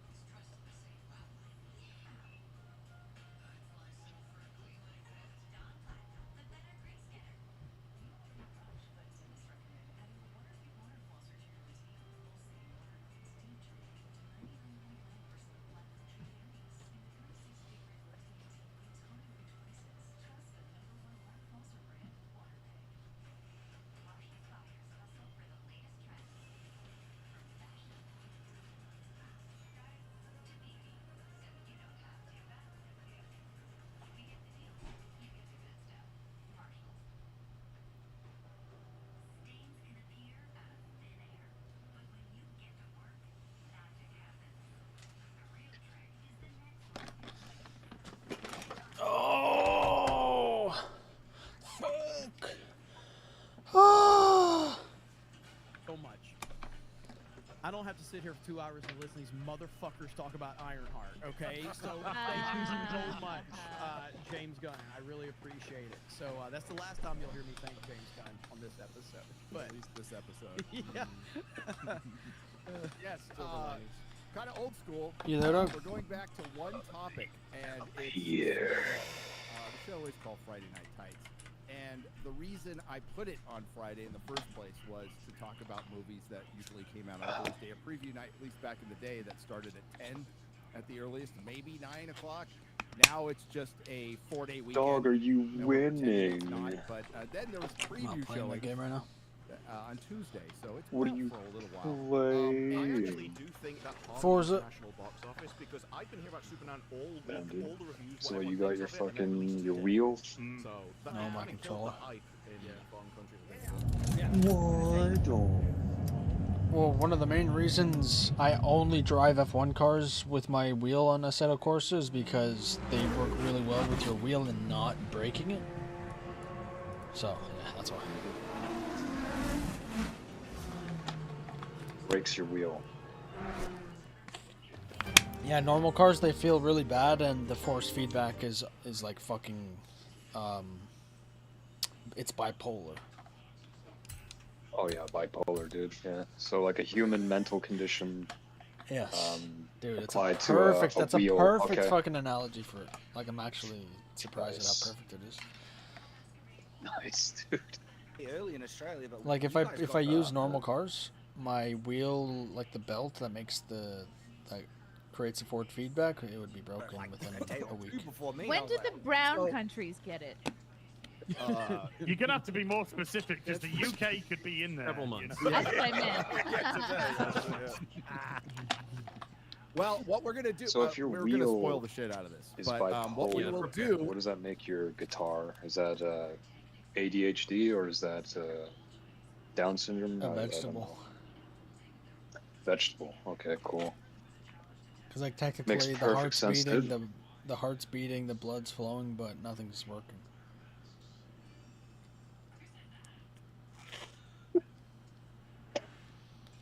Sure, dude. Makes perfect sense.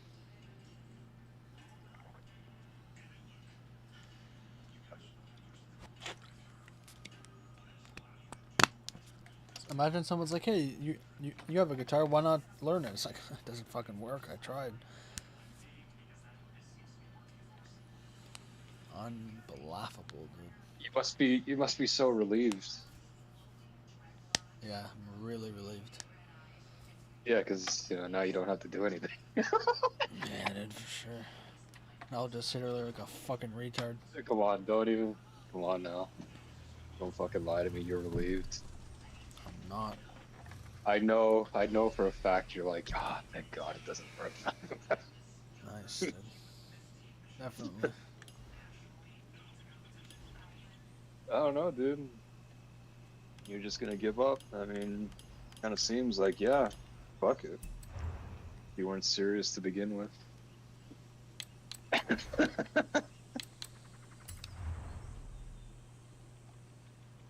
Doesn't even want to fucking bring it into the fucking music store. I'll call them, but I'm not just gonna bring it in. Then I'm afraid, my friend, you never really wanted to learn the guitar at all. Because you're not willing to do whatever it takes. Why do they make games where you can't skip stuff, dude? It should be legitimately illegal. It's a waste of time. It's stressful. Fuck right off.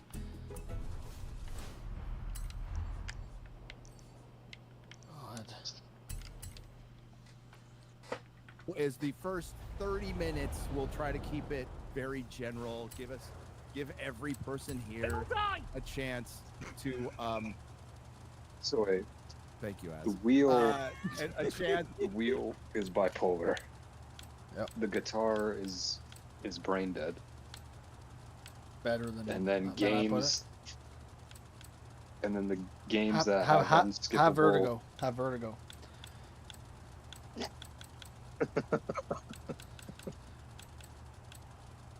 Vertigo. Yeah, they're just spinning in circles. That's what people with vertigo do mentally, right?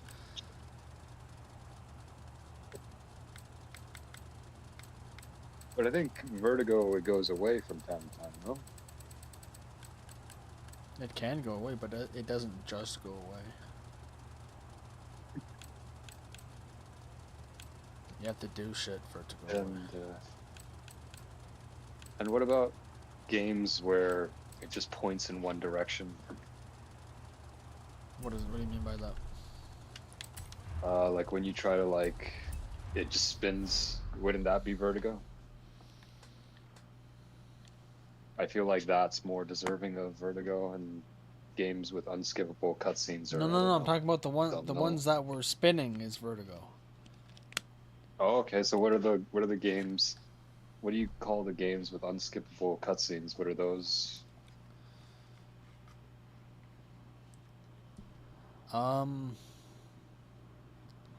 What is it called when you fall asleep while you're still conscious?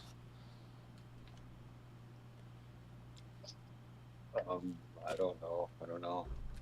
Is that even a thing? Yeah. Fall asleep while you're still conscious.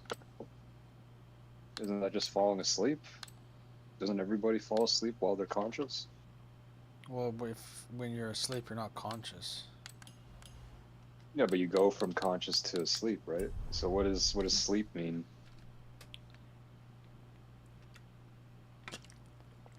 You could be sitting upright or standing with your eyes open and be asleep.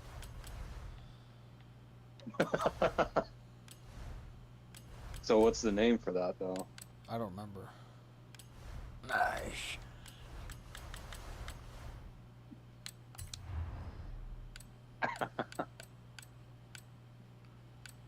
Oh.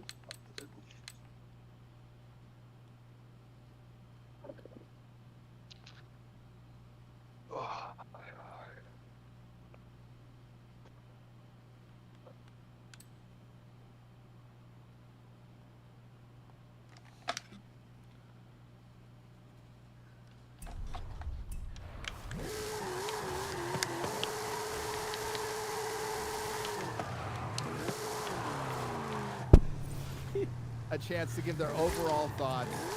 But as we keep back, rolling, dog. I do want to mention one little DVD. It's going to be an ad read No, for because me. I was on Discord on my phone because I was in the kitchen. It's on sale Switch right back now. to PS5.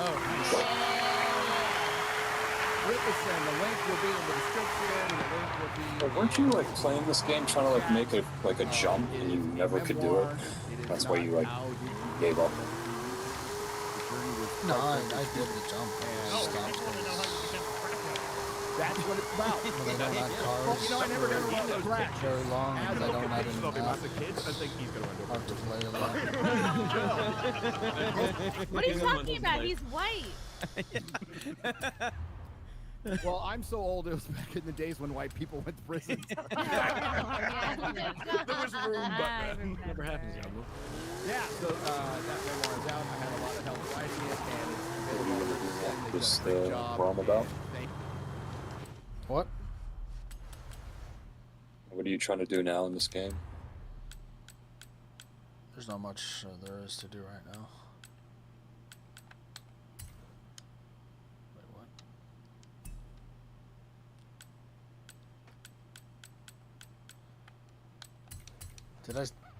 Did that even make sense? I don't even remember what I said. I think you just said like there isn't much to try to do.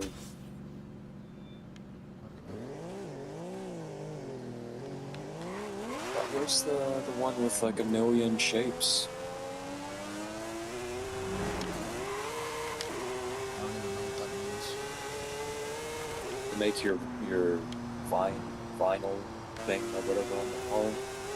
I'm not doing that shit. Oh no, you don't have the car that you have all that stuff on? Do I have one with that on it? I don't know. I don't think so.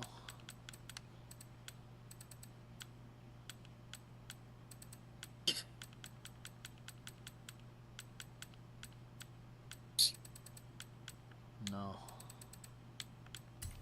That shit's fucking gone, dude.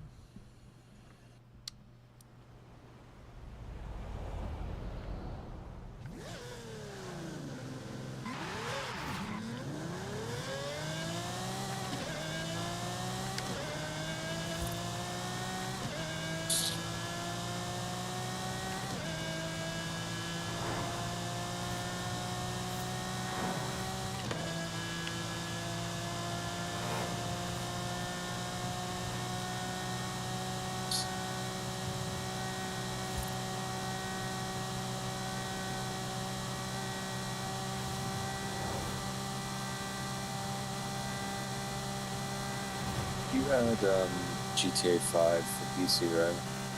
No. Oh, really?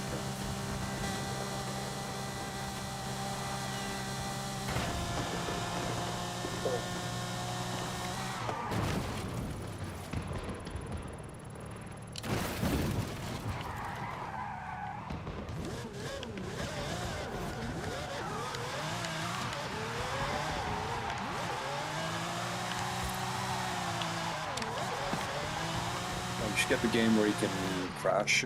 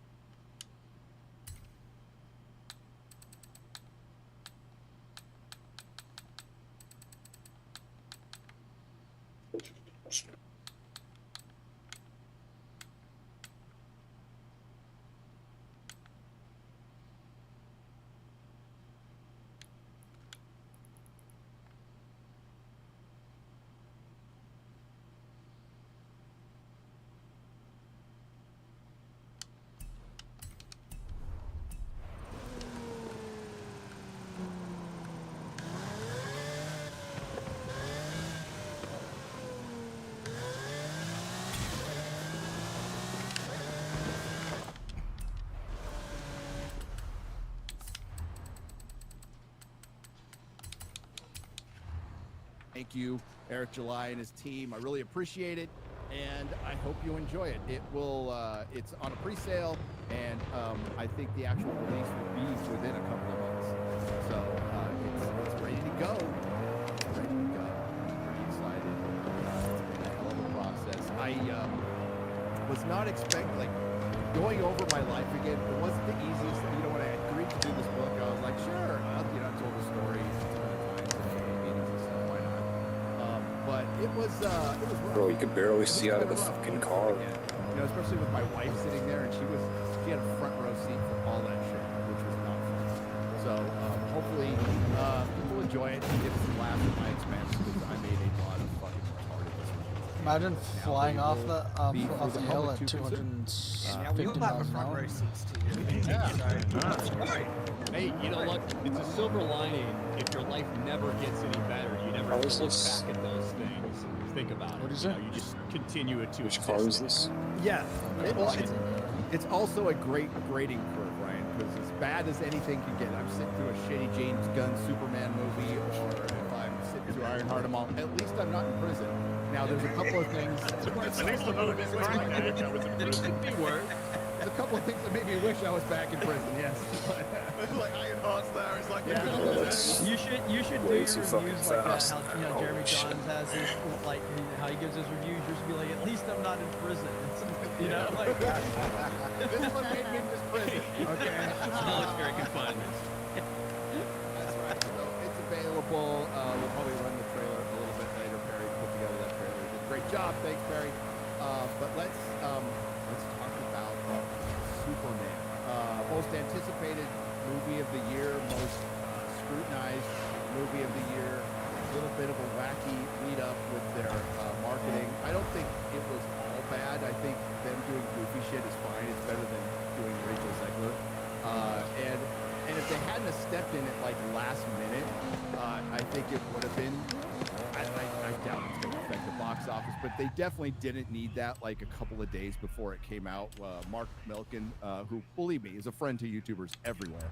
He's a genius. He's a genius. He knows what he's doing. He knows exactly what he's doing. He knows the game. But now that, I mean, a lot of people have already seen it, it's all over the place, and I love it.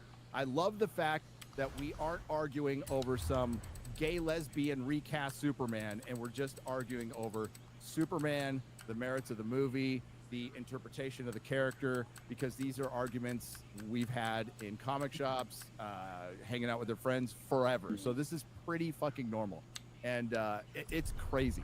And we got the Snyder Bros versus, I guess, Gunn Bros, who are kind of acting just like the Snyder Bros. And then there's a bunch of people kind of with their popcorn out in the middle, just going, "This is fun." There's a lot of nerd fights going on. Yeah. That's for sure. This And is just why poking the bear every once in a while. Yeah. This is why, like, when I talked about it on Geeks and Gamers Daily, and I knew that video would be uploaded, and then it went on Piers Morgan with you, Gary. This is why I've been wearing my MAGA hoodie, because I knew that it was going to piss off Gun Bros and Snyder Bros. But I knew that Snyder Bros would be like, man, he's finally waking up to the, but he's wearing a MAGA hoodie. It's like, they don't know what the fuck to think. No. Like, they're very, very confused. So You should have worn a Marvel hoodie. That would have been better than You know all that is? That's all passion. It's all passion. Yes. I appreciate it. Listen, I'm enjoying the discussion going on online. It's absolutely awesome. I got into it like, so Kata, who, you know, does season main event with us, shout out to Kata, but you know, Kata liked the movie. Me and him were talking on Twitter the other day, going back and forth about like certain scenes and this, that, and the other, and I obviously don't like the movie. And when we got done, I was like, hey man, I'm glad you liked it. I'm glad we can talk about nerd shit. This is good. This is a good thing. So I'm enjoying the back and forth, and it does feel like it could teeter into the wrong direction, though. I mean, I'm seeing some of the shills get very, very, like, who was it? Who's the fucking YouTube channel did the interview with James Gunn? He had the Superman shirt on, and James Gunn said the Indian Real stuff. Rejects? Yes. So the Real Rejects are now, like, uploading videos, like, taking shots at people, accusing them of being paid. They're taking shots at fans now, and I'm like, this is starting to go in the wrong direction. Oh, go there. Going in the wrong direction. like very badly. Getting accused of being a fucking shill or getting paid for something is part of the online discussion. Even we get accused of that shit occasionally when we like something. You can't get offended over this shit. This is how nerds talk. I got accused of both in my Superman. Oh yeah. Oh yeah. You didn't love enough, you didn't hate enough. I said I didn't like it. It's maybe like a 4 or something. Is like kind of what I said, and I had about equal parts. Wow, I'm paid for this review. I would almost respect if they got paid. I said this before. They don't get paid. They get access. Yes. And they get a little kickback. I mean, if you actually took money for it, okay, you took money. You got to pay your bills. I get it. But you just put it for like an early interview or some access in the future to get it a really bland interview with an actor that gets 100 views because it's bland. And we do say bought and paid for in the sense that the early access gets them the ability to create content before anybody else. Yep. So that in itself translates into dollar for the channel, whatever it may be, for the magazine. So that's what we say bought and paid for, because it is financially beneficial to them as well as just being access benefit. Hold on, what's in the swag bag? What's in the gift bag? It's not even Depends what anything movie good. it is. Yeah. It's not even, it's like a button and a pin and maybe a water bottle with a logo on it. The thing about that too, is like it doesn't have to be like the company goes, hey, you better say a good review. But if you don't say a good review, then you might not get the call back. They're not going to invite you back. It's not even just that. It's if you meet the creators of a film and they seem really friendly, you feel like you know them. You're gonna be more beneficial to someone that you know than someone who's just an independent person. Yep. My favorite swag bag though was Rings of Power, who gave him a Polaroid instant camera. It was like, what? Wow. Remember this forever. Put it in your junk drawer. And I do think, right, if there's a problem with every time that somebody doesn't view something the same way you do, being like, oh, well, they must have just paid you off. You're just paid for this. There's a lot of that going on with this movie. But look at the way that they did this.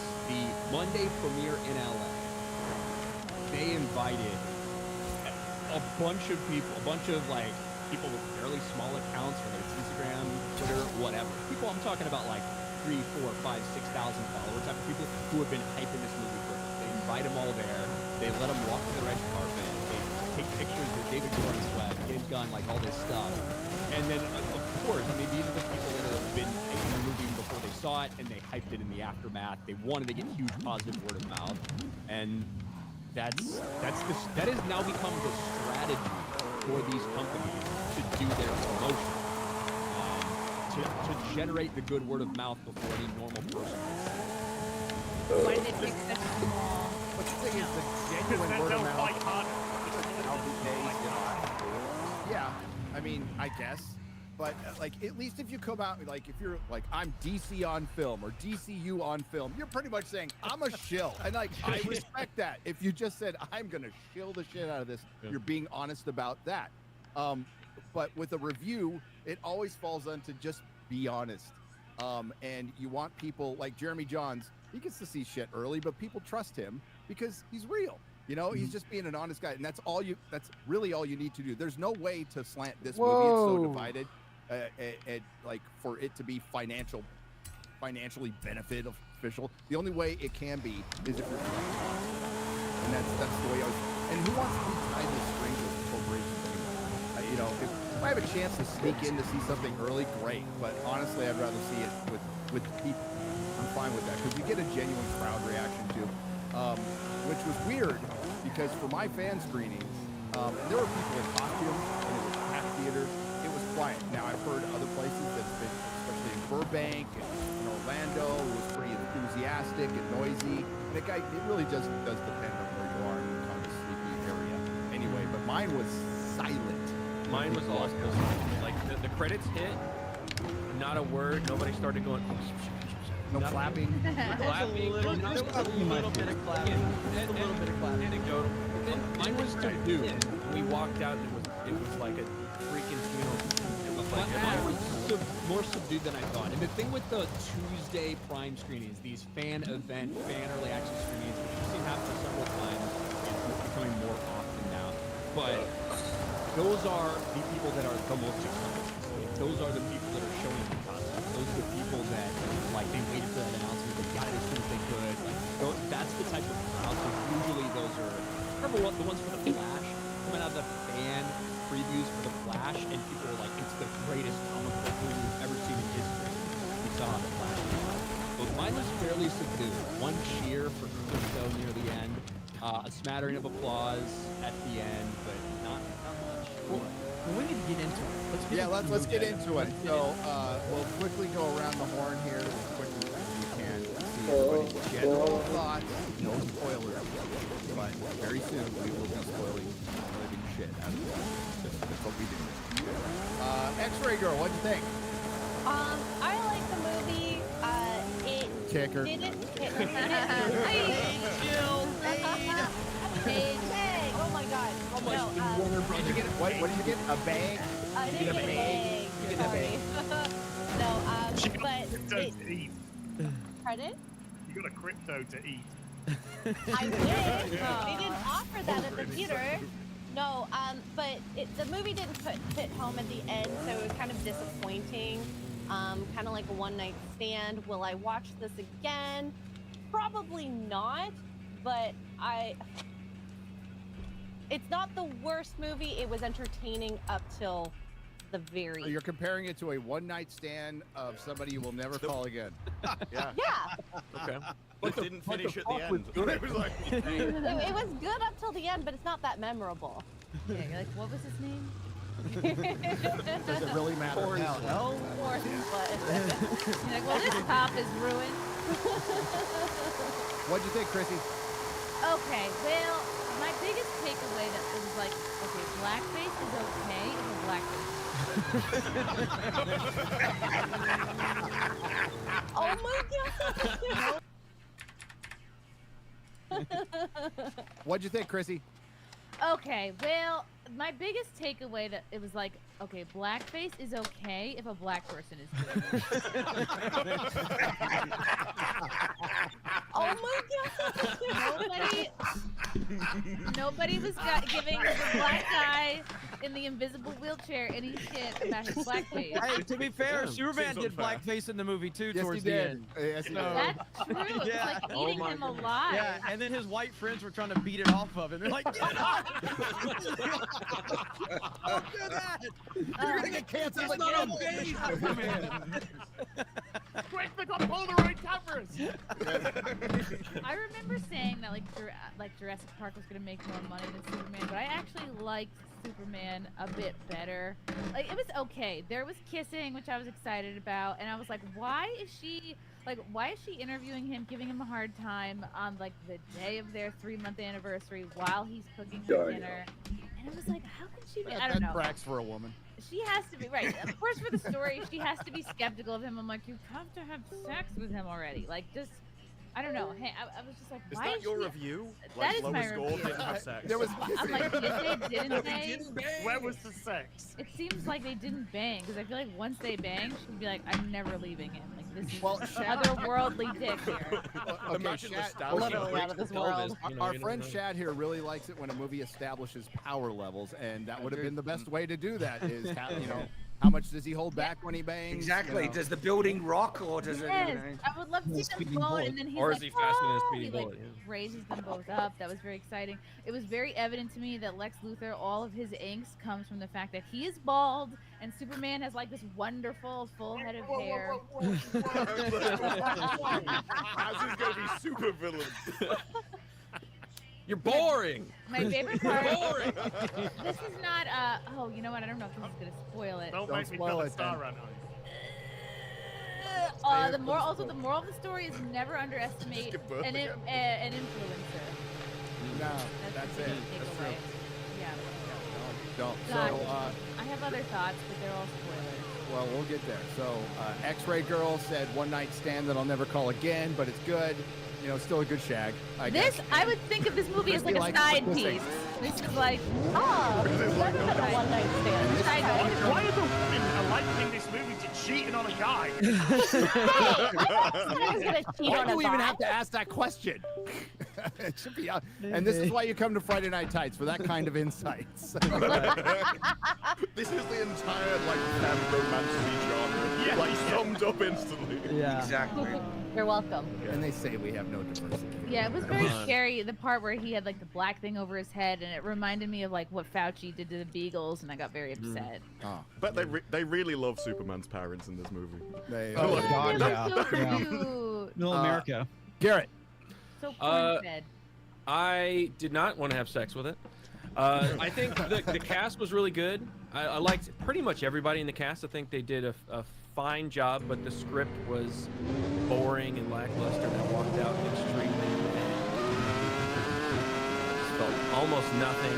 And then you start thinking about it a little bit, and then there's parts of it that you're like, oh my God, more wise can't talk about, but it's just a big, like, it's a 5 out of 10. Comics. I'm going to preface this with saying there's a lot of stupid shit in this movie. It has a lot of problems for me. I felt it was kind of a mixed bag. Overall, I did enjoy it. I felt watching it. There's a lot of problems with this movie. It really is. And we'll get into it when we talk about spoilers. But I did have fun, which is something I typically don't have with a Marvel movie. And I'm kind of happy to see Superman actually acting like a hero and not being dour and, kind of being just like, life sucks. That part, it made up a lot of the bad things.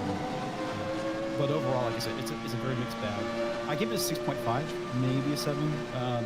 Maybe the 7 is a little too high. But like I said, I had fun. All right, fair enough. Disparu.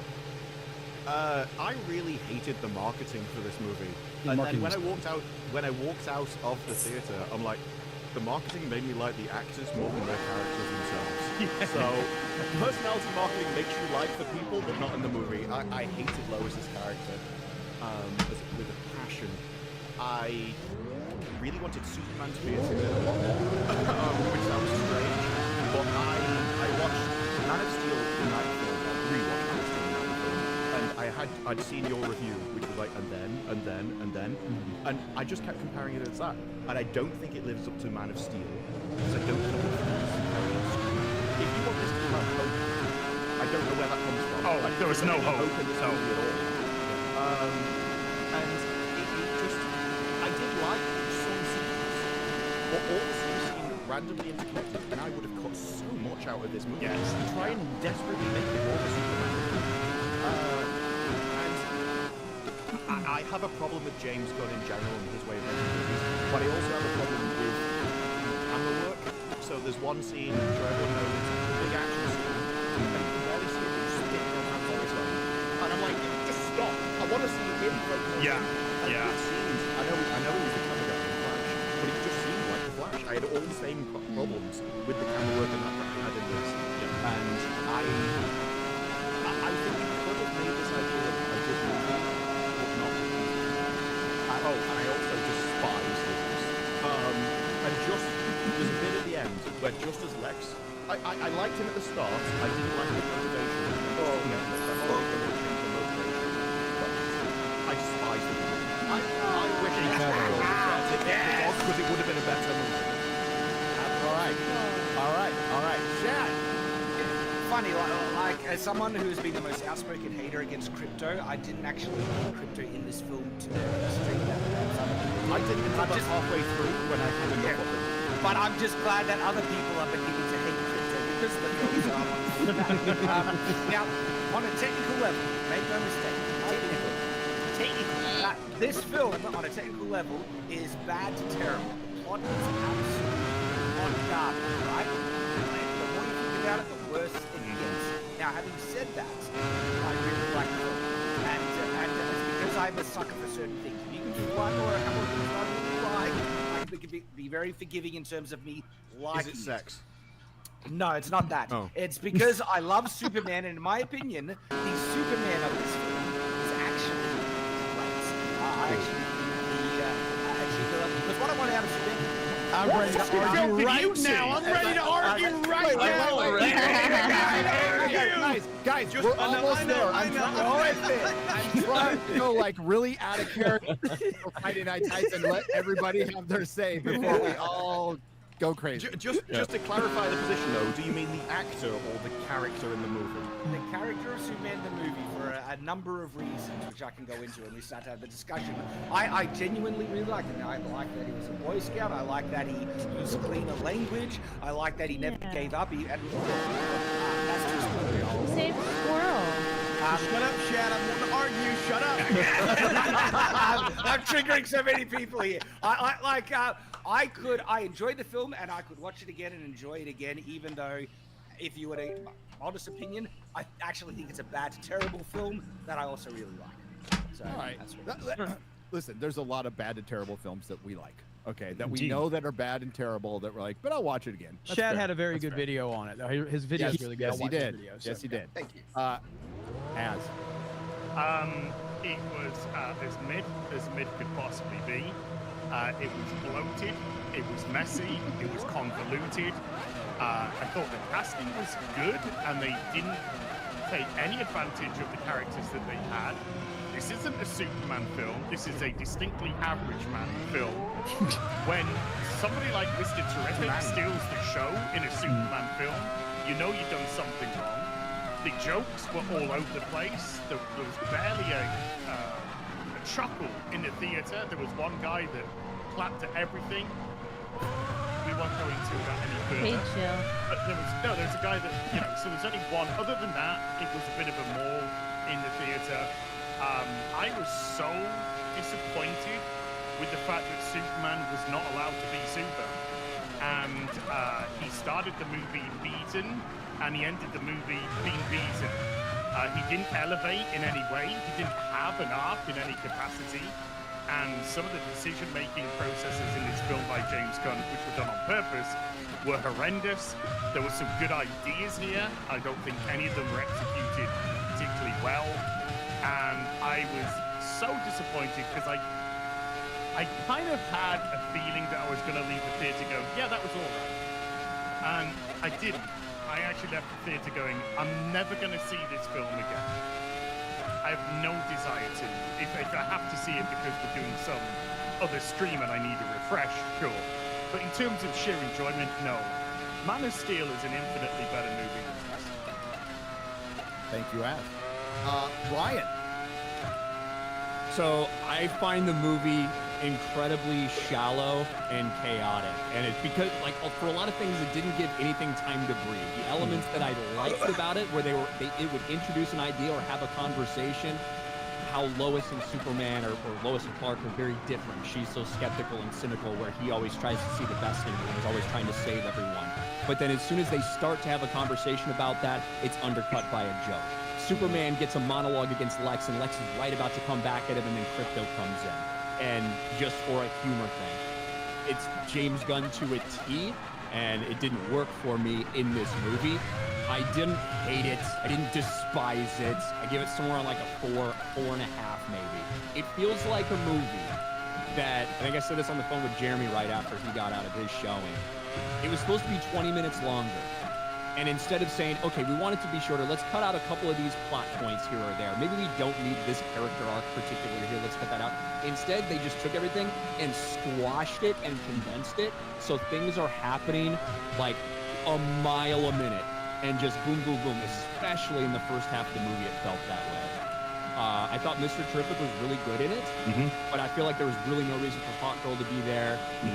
Guy Gardner's Green Lantern was fine, like the depiction was fine, and they come in and have a little moment at the end, but really, it's just overcrowded. You have the entire big Daily Planet scene with every single named character that we all know from the comic books in Daily Planet, but did we really need to see that? No, probably not. And it was just bloated, and it made it shallow because you didn't have time to get into anything or dig into anything that could have actually had some emotional depth. I like seeing Superman do heroic things. I like the focus on him saving people. Unfortunately, it was so goofy throughout the entire time. I felt like it could have been balanced. Dog, with you a gotta little get a more, minute 22, not dog. dour, but a little more stoicism from Superman at time. You need that element for the character as well.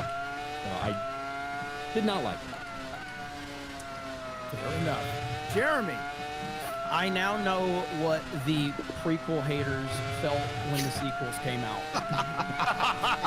Because I went back and watched Man of Steel immediately after this, and I said, perhaps I treated you too harshly. That's how much I hated this movie. Superman spends the majority of the movie, the heavy majority of the movie, in a defensive position, needing to be saved or helped by every fucking body else. All right? Crypto is a microcosm of the entire perception of Superman in this movie. He's not respected. Every time, if Superman can't control his super fucking dog, then what the fuck are we doing? It was his cousin's dog. I don't care. Like, it's a goddamn... That dumpster called Supergirl. He left. He said he didn't want to leave Crypto with his parents because he didn't want it to kill the fucking cows. This is a dangerous motherfucker that you can't control.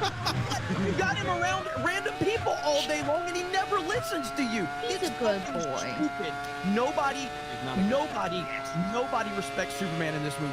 They treat him like the dumb jock that can throw a football far. He's never control of any situation. He's always second guessed when he shows up. When the kaiju is there, remember that? Spoilers. It's in the fucking movie. It's in the trailer. It's in the trailer, yeah. Like the point is, it's like he's trying to manage the situation like he wants to, and everyone else is just like, we'll handle it, bro. Get out of our way. This is Superman.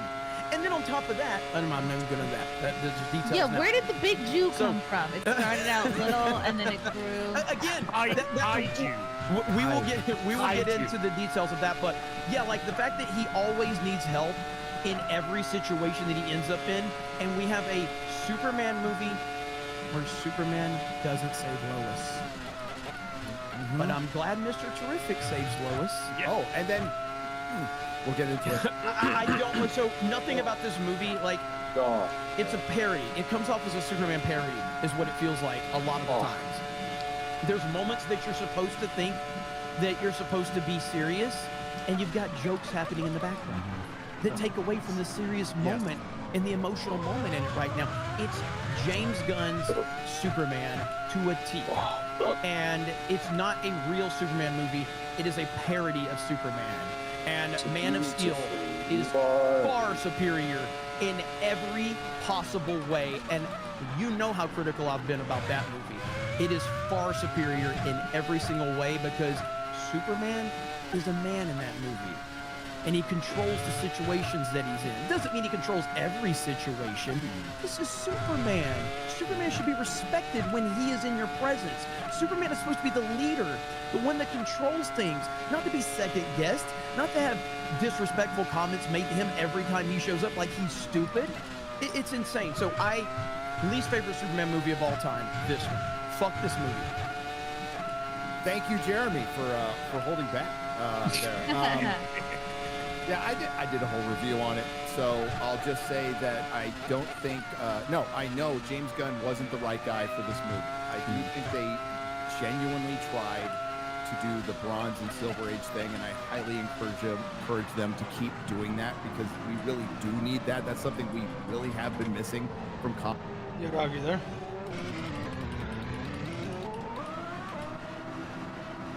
Yo, fucking faggot cunt.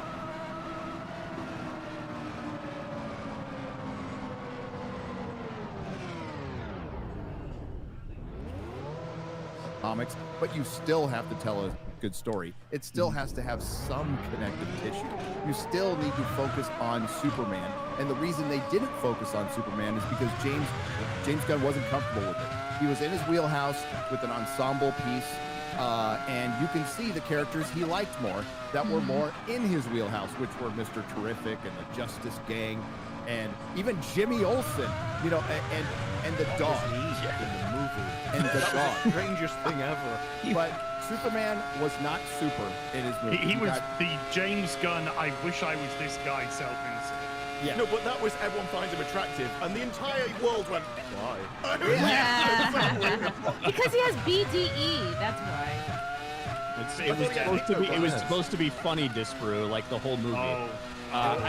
Overall, I think that general audience people's thoughts, I think a lot of people are going to walk out of it thinking, I was a little bit dumb, but I had fun. Good popcorn movie. I think that's the vibe that a lot of people will have. The general coming out consensus. Yeah, it's okay. But the biggest surprise is I fully expected to kind of like this movie.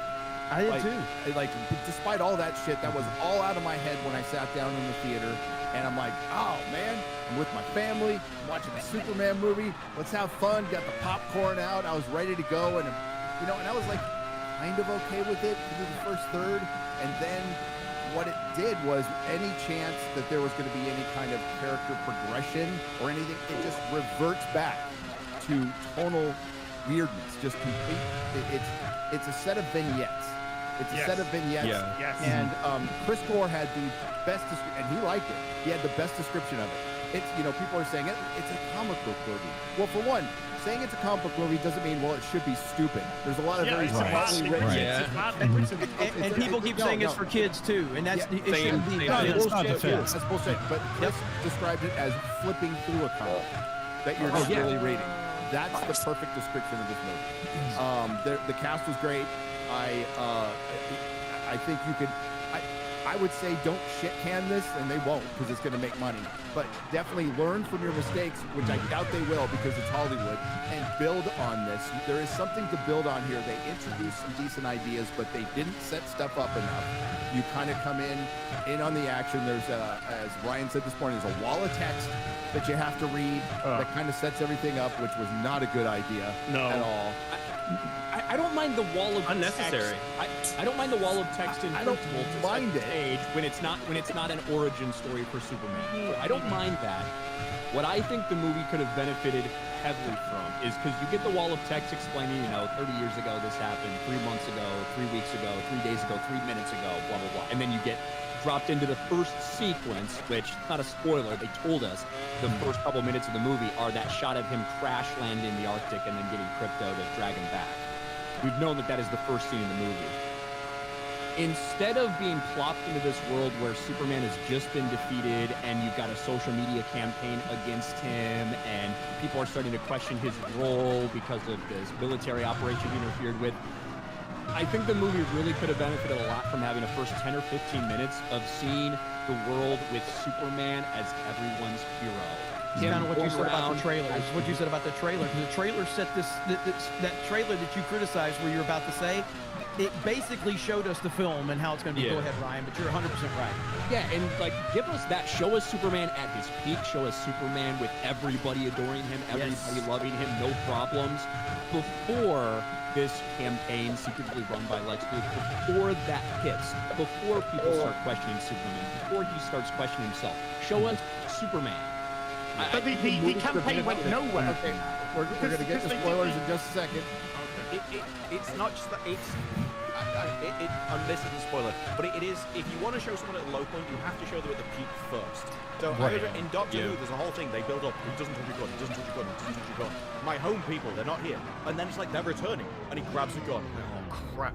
How bad are these if he's going to break every rule he's just had? Right. So if you show Superman just dominating everything, and everyone thinks he's the strongest person in the room, and then suddenly he's destroyed, it makes so much more of an impact than starting at that point. Right. I feel like the whole movie feels that way. The whole movie felt like meh when I walked out because Superman starts off where he's the guy in the back, and then it ends off where he's still just kind of the other guy that's over there. So to finish my thoughts before we get into spoilers. Thank you. Had finished, sorry. I had not finished. You said quick. That was quick. I was going to be quick. I was about 2/3 in. Oh man, I thought you were done. Jesus Christ. This is why I'm not polite to them. We just talk over each other. Fuck these guys. You need to go, I'm not finished. I wanted to like this movie. I'm a fucking Superman fan man. I've got 2 life-size Supermans in my house to my wife's chagrin. Yes, it does. I've got thousands of Superman comic books. I know the character. I know all the differences of the character, and this is in theory what I wanted. The thing is, it's still it can't not it has to be way more than not woke. It needs to be a good story. Yes. And for me to walk out of a theater feeling nothing, and I mean nothing, because there's no standout scenes. We just talked about Man of Steel and Superman Returns. Those have standout scenes. The first flight in Man of Steel is great. The plane scene. The plane scene is one of the best scenes ever. There's nothing in this movie that you can point to and go, that's a Superman scene. Nothing. It's like, you got some pretty cool it's all right. And that's pretty much, even the people who like it. A joke. All topped off with a joke. That got fucking old. I would say general consensus is, it's solid. You know? I don't feel that way, but you know, I think that's it. And like, I guess DC will take the win, and we'll see how much money it makes. Whoa, that's to be. We got a long time to wait. Yeah, a long way. Yeah. I don't know. I have no idea.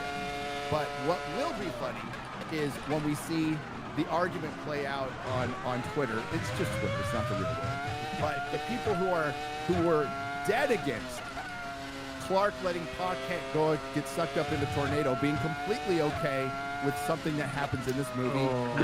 Fucking worse. I think everyone here can agree that part was friggin' outrageous. My only issue is I wish there, you know, with all the stuff Gunn ripped off from Snyder, I wish he would have ripped off the tornado scene in this movie so Pa Kent could have gotten swept away. Is he going to be okay? Fuck off, pussy. Anyway, when are we going to spoil this fucking movie? Hold on.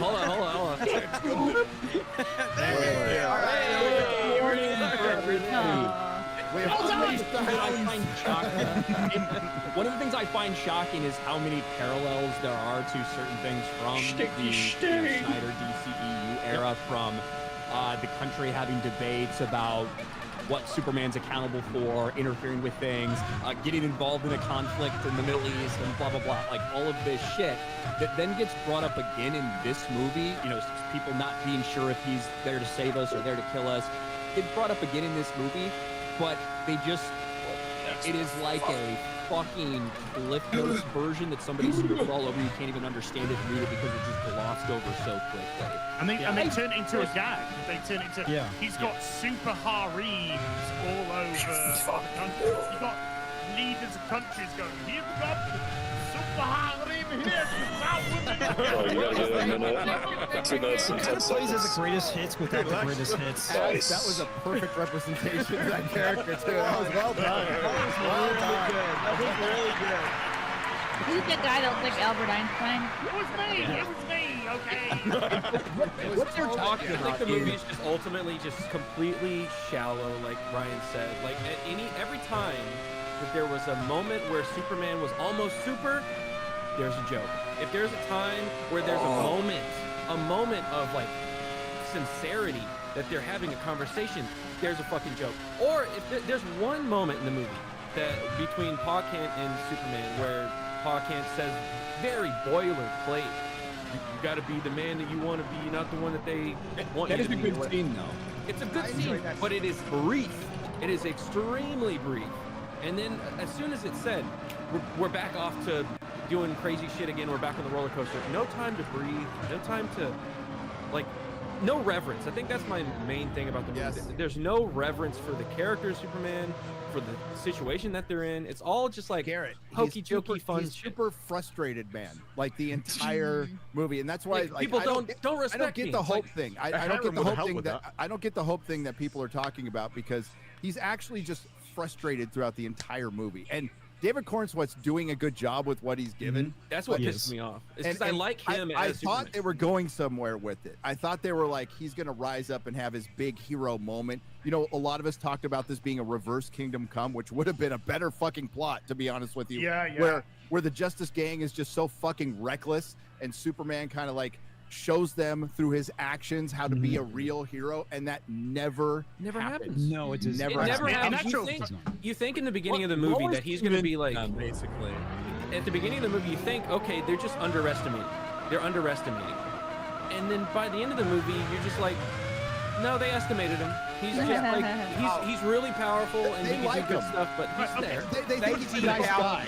He's not Superman. Like, I need the leader Superman. You know what it was like? It was like that scene- he's like in the friend zone for superheroes. Absolutely. He's still there at the end. But the build-up was like that scene in Clerks 2 where Randall is impersonating Lord of the Rings. and he walks, and he just throws the ring and he shrugs. Like that's how this movie felt. Like you're waiting for this big moment, and it's just like a. But the big moment was, who cares? At the end, the alleged big moment, which wasn't set up in any capacity, was that you have two problems and you can't deal with them simultaneously. And Superman's just like, it's fine, because the Justice Gang, they're all on my side now. Which, by the way, wasn't in any capacity set up. And if that was your big setup for his big moment, is he could now rely on people, and the Justice Gang were looking at Superman as that focal point of truth and justice and the right way to do it, then why did Hawkgirl kill the fucking guy? Because that's exactly what Superman They let it coup. do. I'm not Superman. I'm And not also, like I'm not Superman. You don't think there'll be you don't think that'll be an international incident just as bad, if not worse? Exactly. You started saying that you're representing America doing this. You don't have the power to do it, and by the end, it's just like, yeah, do whatever you want. And now we're killing world leaders. But the setup for that, real quick, Shad, the setup, you said there's like no setup for the Just Gang. The only bit of setup you have is Lois talking to them and making them feel shitty for not getting involved in things when she goes to their headquarters. When she's talking to Guy and Hawkgirl and Mr. Terrific. Mr. Terrific goes with her, Guy and Hawkgirl are kind of thinking about it. But that's all you get. And then somewhere on an off-screen moment, Superman calls up and is like, hey, I need your help. Right. Don't worry, your girlfriend convinced me. And that's a scene where they don't Your want to get girlfriend involved. told me that she wanted to split up with you. And that's a scene where they specifically say, we don't want to get involved in this international and political incident. And then later on in the movie, they literally kill the leader. Yeah. They don't justify that. No, not the slightest. I kept thinking that he was going to go and he was going to fix both situations. They were going to build it up like he can't be in two places at once, and then he was going to be able to figure out a way to do that because he is Superman. Yes. That was like an impactful decision where like I'm like, okay, they're going somewhere. I kept on waiting for that. They're like, okay, can Superman figure this out? How they're going to do it? Oh, he just probably. Well, also, when you come down to him being a symbol of hope. They set it up throughout the entire fucking movie. They have the kid putting up the Superman flag. Yeah. No, and then the music not only that, swells. Gary. That was very. They also established that he had the powers to do it. He flew from Antarctica to Metropolis in a couple of minutes, which means So did the engineer, for some reason. He could have easily have gotten to the other, conflict zone and back to deal with them just as he is that fast. And so there are so many problems with this film on a technical level like that. I completely agree. Going back to what Garrett was saying, that a lot of the film doesn't have any moments of focus. I do think there are some few moments, and just to give that film a little bit of charity there. I'm saying they build up to it, but they still fail at the finish line. But that moment when everyone is cheering for Superman and chanting for Superman, I think that's a moment where they're kind of showing that there is hope and there is, respect for the character, for these people that they believe in him, that he will save him. It's undermined by the fact he's not the one to save him. That was the problem there. One It's a Jodie Whittaker moment. I've had an upgrade. One moment I liked, which I didn't expect I would like, was his final comments to Lois in the interview scene when he says people were dying.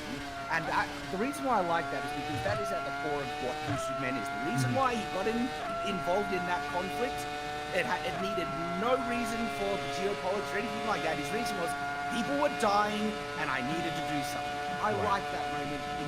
And that was a moment that wasn't undercut by a goofy joke or a gag or something like that. That was a moment where Superman got to be Superman. And there was a couple of moments like that that were enough to win me over to enjoy the Superman because of those things in the film. It feels like James Gunn treats Superman like the patriarchy in a way. In a way, absolutely. So, Shad, you say you like it. How did you feel about Superman sitting there talking about his emotions while there's a fucking alien out the fucking window? That moment. I hated that shit. They'll handle it. Okay, I'm gonna cry over a fucking random immigrant because he dies because I care about people so much. Yet there's a fucking alien out the fucking window, and he's like, I was right. And Jeremy, I called that out specifically in my review. I know you do. That moment there contradicted his character in the film. Chat. set up with this. Chat. You know the image where Superman's like putting his boots on and there's a big eye. The first image released. It's the first image ever released, and all of us are just like, this is Ooh, nuts. what's going on? We need to know what's going on here. We have to have the context because this doesn't feel right at all. He's got battle damage and everything, you know? Isn't bothering to help. Yeah. He's not bothering to help because he says the Justice Gang have got it, even though it goes on for ages because it's a joke in the background when he has a heart-to-heart fucking touchy-feely conversation with a woman who's just told a complete stranger she's going to break up with him a few moments earlier. So that was the joke. The joke is Superman doesn't care. But he did save a squirrel, so that makes up for it. Yeah. I like that he saved a squirrel. I like that. No, it's good. That is good. I think it's not appreciate like it's shallow. Again, it is shallow. You go, hey, look, he saved a dog. Oh, look, he saved this squirrel. He's doing the Superman thing. But it's not like the through line. The end of the movie, to jump all the way to the end, the end is him, like, instead of looking at his Krypton's father and mother, he's looking at his earthly father and mother, right? And that's like it just felt like James Gunn was like, and here's the heart, right at the end. But that wasn't the build-up. There was no build-up. Garrett, that felt like a second kick in the balls to, fucking damn. I was like this. That was the ultimate confirmation that is abandon any relationship. Did you ever tell me what game they're playing? Or are you still on YouTube?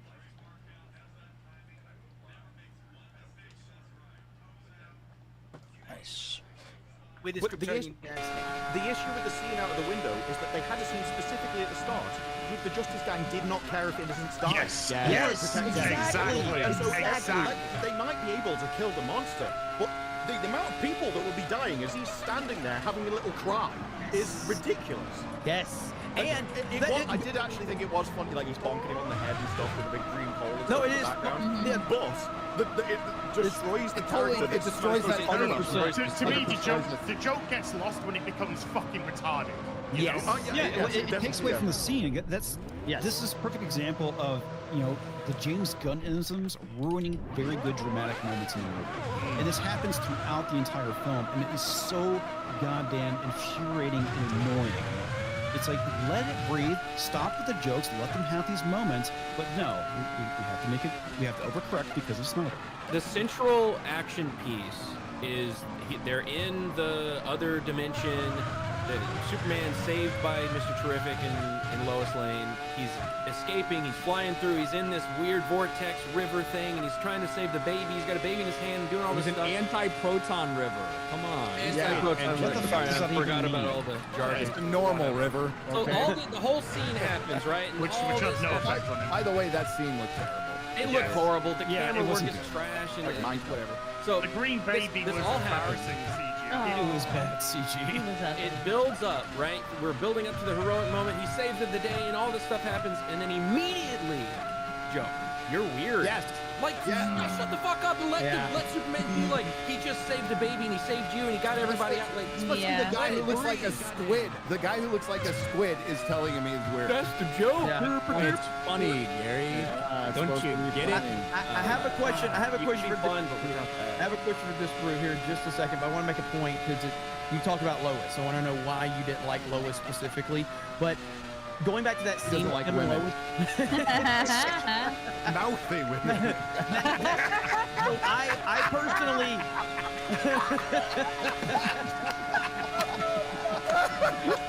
I don't know, I like it. I personally hated the scene. I've seen the movie twice now, and the second time watching it with that scene with Clark and Lois where they were doing the interview, it's even worse the second time. It goes on way too long. Yes. And correct me if I'm wrong. She's in an apartment, correct? Yes. And they're having a fucking screaming match in a fucking apartment about Superman. And then when the fucking argument is over, he walks out without his glasses on. Retarded, but he saved the squirrel. So I'm glad we got that's that another thing. Is how much Clark Kent did we get? Not much. Not a whole lot. Very. Gary, we got two conversations of value between Lois and Clark. One was at the very beginning, the apartment sequence, which was in the marketing material. The other was the one we just talked about halfway through the movie after Crypto's stolen and, Superman is not helping. He's letting the Justice Gang handle that. those are the only two conversations that occur between Lois and Clark. That's it in the entire fucking movie. Because then when she helps Mr. Terrific save him, he's basically unconscious and she gets him back to the farm. And you think that maybe at the farm she's looking around at who he was growing up and like she's seeing all these moments from his past and his history. And then she fucks off because there's something going on at the Daily Planet she has to help with, and Superman gets his time with his Ma and Pa Kent. Yeah, the retards from Alabama, by the way. Ma and Pa Kent are fucking inbreds from Alabama. And then I thought you would like that, Jeremy. Ryan, we talked about this. Your people, We gotta Jeremy. cast my family. Anytime it got, and this is because James Gunn has allowed scenes to sit in the past and allowed to have some stuff, have some heart. Guardians and soul. too. Guardians too. He's allowed. So that's what's so weird is he reverted to the caricature of himself that Marvel has become with all of that, because we talked about it, Ryan. That scene in his room where she's like, oh, he's an actual human. She's seeing two parents who care about him. He's looking around, seeing the Smallville giants and stuff. That was cool. And then boom, it's done. And then the only scene between Pa Kent and Clark you've seen, they put the fucking clip out. That's it. There's nothing more to it. Whole thing. Yeah. I tell you what, they missed the biggest slam dunk that they could have possibly got at the end of the film, when Lex is screaming at Clark and Superman, and Superman's retorting, and he says to Superman, he says, "You're just a filthy alien," and that was the perfect time for Clark to go, "I'm not an alien, I'm human, I'm an American. I stand for truth, justice, and the American way." Yes. And that was the fucking was the punchline, and they fucked it up. To be fair, Asno, got people working on the film that fucking hate you. No, you're wrong. You're wrong. That was in the script, but Crypto interrupted it before he could say it. Okay. All right. Fucking pissed me off, dude. I can't believe they fucking did that. And that's another example of them fucking undercutting a great dramatic moment. Dude, that was actually a good moment. When Clark when Superman was there going, "I'm just as human as you are," and then they were going to start having a debate on their philosophies, and it just it's like, God damn it, stop. Yeah, it's a comic book movie, dude. Comic books aren't fucking dumb. Some are, some aren't. But for the most part, if you want to look at the best of Superman stuff, there's a lot you could have drawn on and made a movie that had a balance. And it's rare. Admittedly, it's really rare when we get that. But we got it with Sam Raimi's Spider-Man and Spider-Man 2. We got it with Iron Man. You know, those are fun movies that know how to be serious when they need to be serious, that have a lot of heart, that have stakes. This movie has zero stakes. The only chance they got close to that was when when the guy who helped Superman comes back later, gets kidnapped, and Lex is playing Russian roulette with him in that pocket prison. That was like, holy shit, okay, they're dialing Lex's character up because, and he kills the guy. And he's like, and that's Lex killing a guy. It is wild that with all of this like movie that's chock full of these random fucking characters everywhere, that a random immigrant hot dog vendor is the one that Lex goes to like threaten Superman with. Yes, that was stupid. That was stupid. And that one person's one random hot dog vendor, or probably not. It's probably something else. Something I can't even fucking But pronounce. he goes out like a man. He's all, "Don't talk, Superman. Don't talk." Yeah. He did. That was a good scene. But somebody had to be a man. Hold on. That moment. But that moment was good, and they did not fucking build on it at all. Hang on. Go ahead, Ryan. Sorry, Ryan. Go ahead. My problem with that moment is it was a good scene, like to see Lex do that to somebody. But the problem is that freaking Element Man, Metamorpho, that's what turned him, right? You get like 2 seconds of Metamorpho holding the kryptonite thing, being like, "He's gonna kill my kid, I can't let you out." Random hot dog vendor dies. Metamorpho starts crying, and he's like, "I'll help you now." Fuck my kid. Not Superman. It was just, again, it was like a character that they shoved in there that they're just, okay, that happened, then this happened, then this. All right, let's go. And I need to jump in on this because you're like, I like that they had Lex go into such a dark place where he just off someone right then, but his reasons for doing it is astronomically retarded. He's got Superman at his mercy. He doesn't need anything. He has DNA. He's got everything you could ever want to know really about him. Why does he need to know about Superman's parents at this point? You've already Right. Well, he wants Already dead. cloned him. he wants to exactly. And Lady Greymaster brought that up before we went live. Is like there's so many things you could have done with the clone. You could have just had him impersonate Superman. You know, Well, that's another thing. Oh my God, the clone.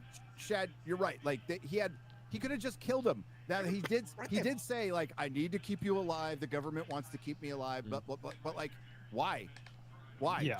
Just kill. Like he has so much dirt on the government. Remember that prison and that pocket prison in that pocket dimension was housing enemies of the state from governments that they didn't want people to know that they were keeping The prisoner. Epstein client list. He had the Epstein client list. He had it. all there. Yeah, in the they're fucking all dimension. there. That's where it went. And then he decides to do something super intelligent. The very being that is incapacitating Superman by making the kryptonite, he decides to give him basically a bazooka that could blow apart everything we get, which is Superman himself, and then also the key to releasing him. And oh, by the way, the main point of leverage that I have controlling you to make you want to do, I'm just going to put it like Right across the street. there, and you're definitely not going to use this bazooka I just gave Totally you. not going to use it. Yeah. Oh, I did like the line though. I'll go after that reporter you're always giving interviews to, Clark. I like that one afterwards. Yeah, that was good. That was good setup. I mean, like, so bottom line, I want to clarify something because everybody's fucking freaking out because me and Gary were on Piers, and Piers decided to put in the title that the fucking movie's woke, and everybody's like, they're calling it woke. Well, the thing is, to be clear, sorry, Jeremy, they're saying that, and they didn't watch where we clearly said it wasn't. It is not. When we were directly asked, I'm all, no, it is not woke. That's more clicks. But sorry, Jeremy, go on. Yeah, but so the thing about this is whether or not the movie is woke or not really is irrelevant. That's not what makes this movie bad. This movie is a complete and total fucking mess all across the board. Now, would I argue that there are woke elements in it? Sure, just like I can argue that Cobra fucking Kai has goofy moments with, women and men fighting and the men never punch the women, but the women always punch the men. Like, it's dumb little shit like that you see that annoys you, but wokeness is not the problem with this movie. James Gunn is the problem with this movie. And I've liked everything that James Gunn has done for the most part, up to this point.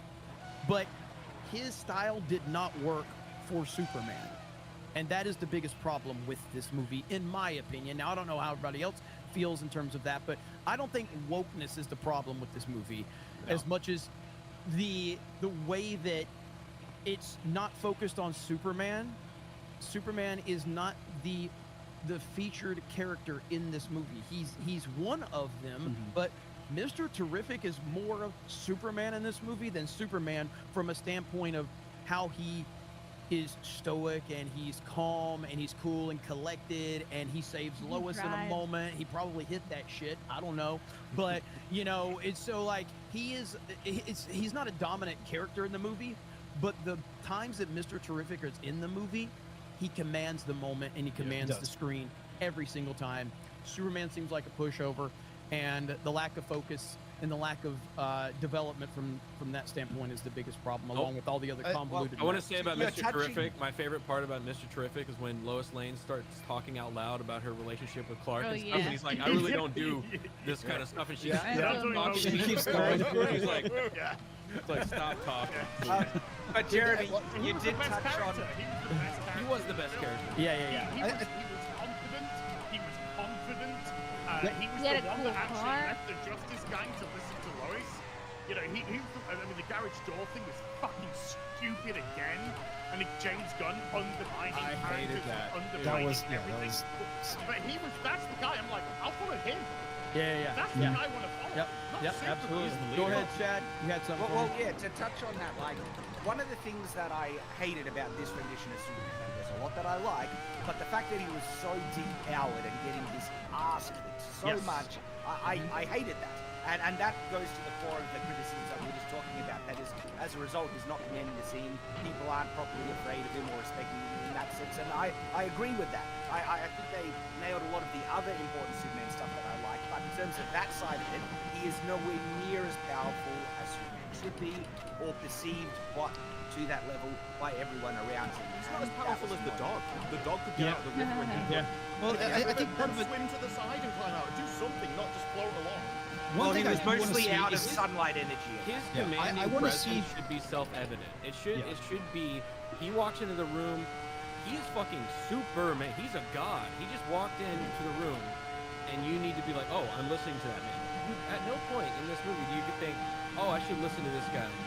Like he's not the no Superman. I think the issue is that there's no aura around this man. Yeah. Right. But like, even at the end, he comes into the room with the Justice Gang. He's a joke. Yep. He's just one of theirs. Nobody different. Yes. This is the fucking exception. This man is the fucking pinnacle. And I love what Jeremy said earlier when he said this guy gets no respect, and that's it. And it's because James Gunn gives him none. Yes. He absolutely does Well, not because he give this guy can't. Because any that's why respect he's not whatsoever. right for the character. Because you can tell Yes. exactly through this movie what James Gunn is comfortable with and what he's not comfortable with. There's And one moment. and Oh, he go ahead. doesn't. And he admitted, and I mentioned this in my video. He was offered this movie in 2018 and turned it down. He said the only way he could crack it was through crypto. And that is not the guy you want fucking directing Super. I'm like running the studio, maybe. That like jury's still out on that one. But he is not the guy. Just for that alone. And it was super. It was evident. It was evident. You know, it's interesting because you say that. Like, it would be like if somebody offered J.J. Abrams Star Wars and he turned it down, and then he finally took the job. Oh wait, that actually happened. It would be like if somebody offered J.J. Abrams Star Trek and literally said, "I'm not a fan of Star Trek."